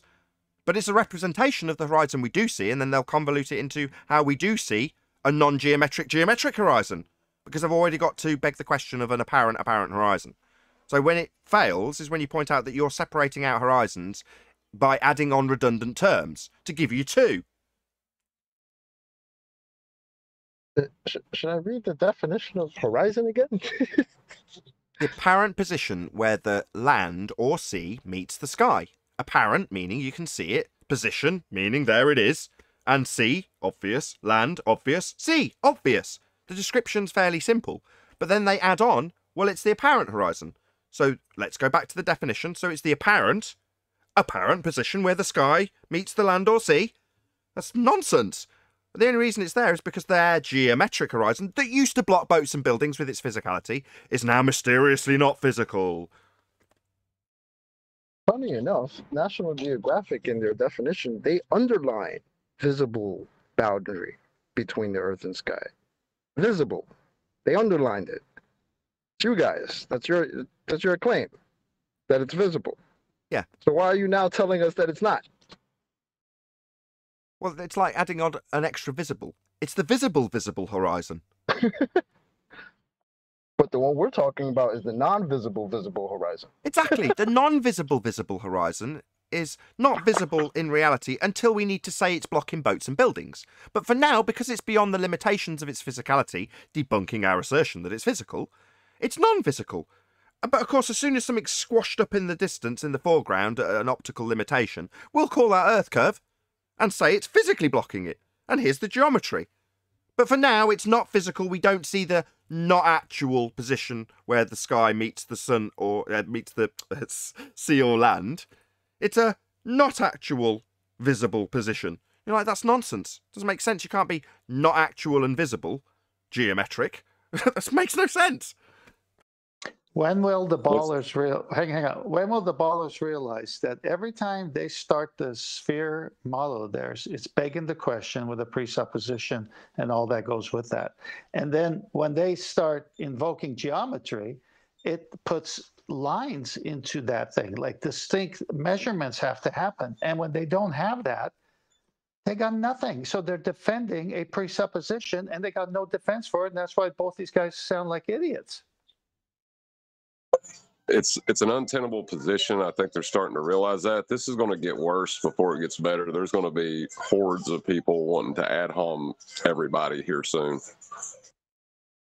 Are you talking about when we just move to the after show and I disappear? Or do you mean but because of the prevalence of the black swan, more and more people will appreciate that they've got a non-physical position that used to block boats and buildings that now isn't physical anymore? Which one do you mean? Well, the latter, and because of that, they will come here and attack the source of that pain. Well, not the source, but what they perceive as the source of that pain. So I think like the uptake and them coming in and ranting is just going to increase. Yeah, but technically the source of that pain is their own side that tells them it's visible. Why they come here and tell us it's not? It's their own side causing them pain. Yeah. It's hilarious. It's a contradiction from their own side. You're correct. So when they say, for example, we preface the conversation with the black swan. So if Earth's sphere, radius 3959, every distance to horizon can be no more than 1.2 times the square root of the observer's height in feet. And the black swan imagery shows the horizon beyond those geometric limitations. Therefore, you haven't got a geometric horizon. If you haven't got a geometric horizon, Earth's not a sphere with sphere geometry. Simple as that. And they say, no, that's a straw man. And you go, what is? You, as a flat earther, asserting that Earth with radius 3959 would give you a geometric horizon at 1.2 times the square root of the observer's height in feet. That's a straw man. We don't say that. And then you go, is your maths saying it? This is your claim. But you're telling me because it's debunked, suddenly your claim of the physical geometry in the maths is actually a straw man. It's actually a claim I'm making as a flat earther that you don't make. Yeah, you do. You claim Earth's a sphere and it's got geometry, and here it is in your maths. Guess what the title of that maths is? Earth curve maths. So here's your Earth curve maths, and here's where you say your Earth curve is at 1.2 times the square root of the observer's height in feet. But what, it's a straw man because it isn't there anymore to block boats and buildings. It's just, that's their pain. It's the contradiction that they feel that they need to tell us about until you start pointing out, like we did today with Virus and whatever his name was, Solaris. Well, you can't have a non-physical apparent position that's also simultaneously blocking boats and buildings. It doesn't work. You can't have it both ways. Nathan, for a minute there, Virus sounded like a flat. For a minute there, Virus sounded like a flat earther, because he's doing the same thing as you and your reference frames are ruined. We never said the horizon is Earth curve, and now he's backing away from the geometric horizon, and he's saying there's. I mean, he says there's multiple, but when he talks, he's talking about, obviously, the one horizon we all see. And it doesn't match their geometry. So he's in that untenable situation, like John says. So he's like, he almost sounded like, I mean, we welcomed him to Flat Earth about 3 or 4 times. Just in that segment. That's because he said there is no geometric horizon. Nobody's saying we would expect to see it, I think is how he said it. I'll have to trim it out and add it to the list. But he basically said it was incredible. Yeah, he basically said we wouldn't be expecting to. Nobody's saying we would expect to see a geometric horizon, I think is the exact I think I paraphrased him slightly. But that's the sentiment, right? Same as everyone else is what you're saying. Same as Tim Osman. Nobody claims the horizon is Earth curve. That's what he's saying. And then you go, yeah, you do. You claim it blocks stuff. Here's National Geographic claiming it blocks this boat, coincidentally with the horizon behind it. So you do claim we should see it. You've got maths to say how much it blocks stuff. But then they go into, I've got to chant through every word you say and call you an idiot from here on in. That's what they descend into when that happens. But as you recall, when you review the tape, I asked him, is the horizon Earth curve? And he said yes. And then he double spoke. Go ahead, Brad.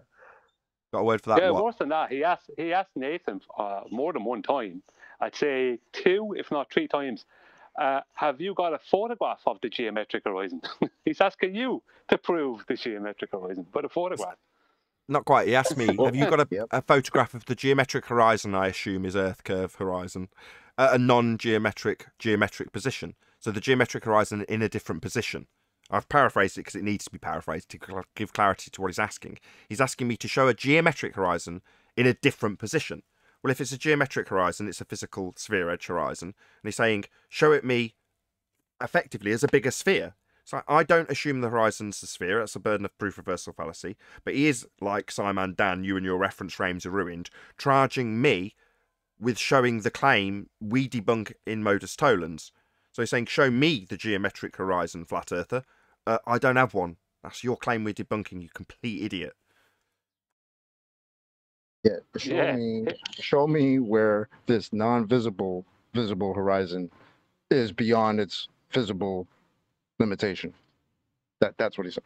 But they're calling the apparent like a proper noun, as though it's an actual thing. It's they don't understand the word appears is not a proper noun. So to call it an apparent location it's a lowercase apparent. It's not a higher case like a geometric horizon would have a capital G because it should be an actual location marked by an X. Well, what he was doing when he was asking Nathan for a photograph of the geometric horizon, what he was actually doing is begging the question that there was a geometric horizon, but saying, you don't have a photograph of it, Nathan, because we can't see it, but it's still there. And that's why we have the apparent only horizon. So he was doing like a double begging. He was doing a begging the question. What he was asking was, show me a picture of the geometric horizon where it's not supposed to be. That's what he said. Not just show me a picture of the geometric horizon. Show me a picture of it where it's not where the math predicts it's supposed to be. That was his question. Well, just change it just a little bit and say, show me Earth curve not being where Earth curve's supposed to be. So he could make the question of Earth curve fucking... Precisely. After I just told you that it's not, we can't see it. Exactly. You all cobbled it together in the end. Exactly. So demand that I beg the question that we're going to have a geometric horizon. Then point out that you can't show me the assumed geometric horizon in a position geometric, as described by him, where it shouldn't be. So I've got, on my side, Nathan Oakley's side, an assumption of showing him the geometry is begging the question of, and I can't disprove it. Therefore, we then get the redundancy of the apparent horizon. We only get to see the apparent position. So we've got a second one. It's like, this is an absolutely useless attempt to introduce a second horizon that fails at the word apparent, because they've introduced it twice. The reason it can't be seen or shown is because it's a thought experiment. It's not even real. This is the funny part about it. If it was real, it would be their #1 proof seed. Does anybody think it's a coincidence they only started calling it apparent after the Black Swan? Adding the redundancy, yeah, because they needed a second one. Till then, the horizon was just Earth curve blocking stuff, and they used to tell us how many feet and inches were missing. Then we showed it beyond its geometric limitations, and it's become an apparent position. And there's a second geometric one that isn't apparent. It's a non-apparent position where the sky meets the ground. It's just farcical. It's just been debunked, and they've got to introduce a complete layer of doublespeak that's going to cause cognitive dissonance. I think John's right.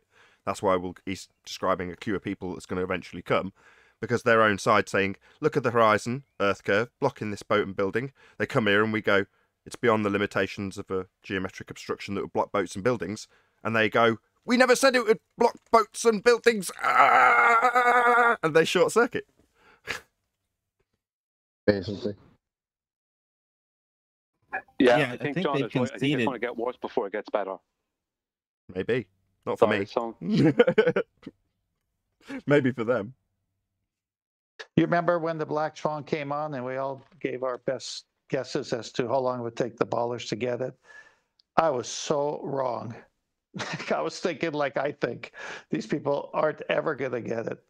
I can't remember who it was to give credit to, but somebody said, I think it was Chocolate actually, they can never get it. To get it is to become a flat earther. So the answer is never. If you're that was John that said that. That was John that said that. He said as soon as any of them get it, John, father of a stolen child. As soon as any of them get it means they're not a Glober anymore. Yeah, you can't get the Black Swan argument and remain a Glober, basically. Yeah, because my prediction. Sorry, Ken. Go ahead. No, you go first. I'd say it after. Okay, yeah. Well, #1 thing, if I'm a baller, curvature is going to be my foremost #1 witness to my ball believing state that I'm in. I have to show curvature because I believe I live on a ball. And if I take virus at his math, then it's the math of the globe, which is the 1.22 times. So it has to match. When it doesn't match, I have to decide, okay, it's not there where it's supposed to be. So I'll say I could never see it because it's refracted. And if I could never see it, I'm also in the bind because if I never saw it, how did I ever get the 1.22 measurement for it? So I'm really in a paradox and I'm screwed. Not only can I not get the 1.22 square miles, every time one of my compadres on the globe side asserts that it's blocking things with its physicality and geometry, I've got to remember that I mentioned that it wasn't ever going to be seen. It's a refracted, non-geometric horizon that only exists in the maths when we assert it to be blocking stuff. But there it is, being asserted by your own side to be blocking stuff with its physicality and tangent points that you haven't got anymore.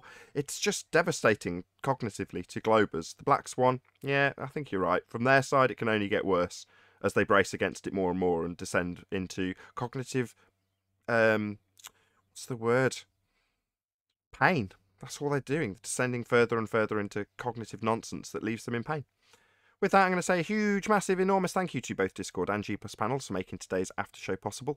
And of course, a massive thank you to all of you in either Nathan Oakley 1980 or Nathan Oakley Premiering streams for hopefully smashing the super chat, liking, commenting, sharing, subscribing, and hopefully becoming a Nathan Oakley 1980 channel member. I've been Nathan Oakley, and I'll see you all in the next video.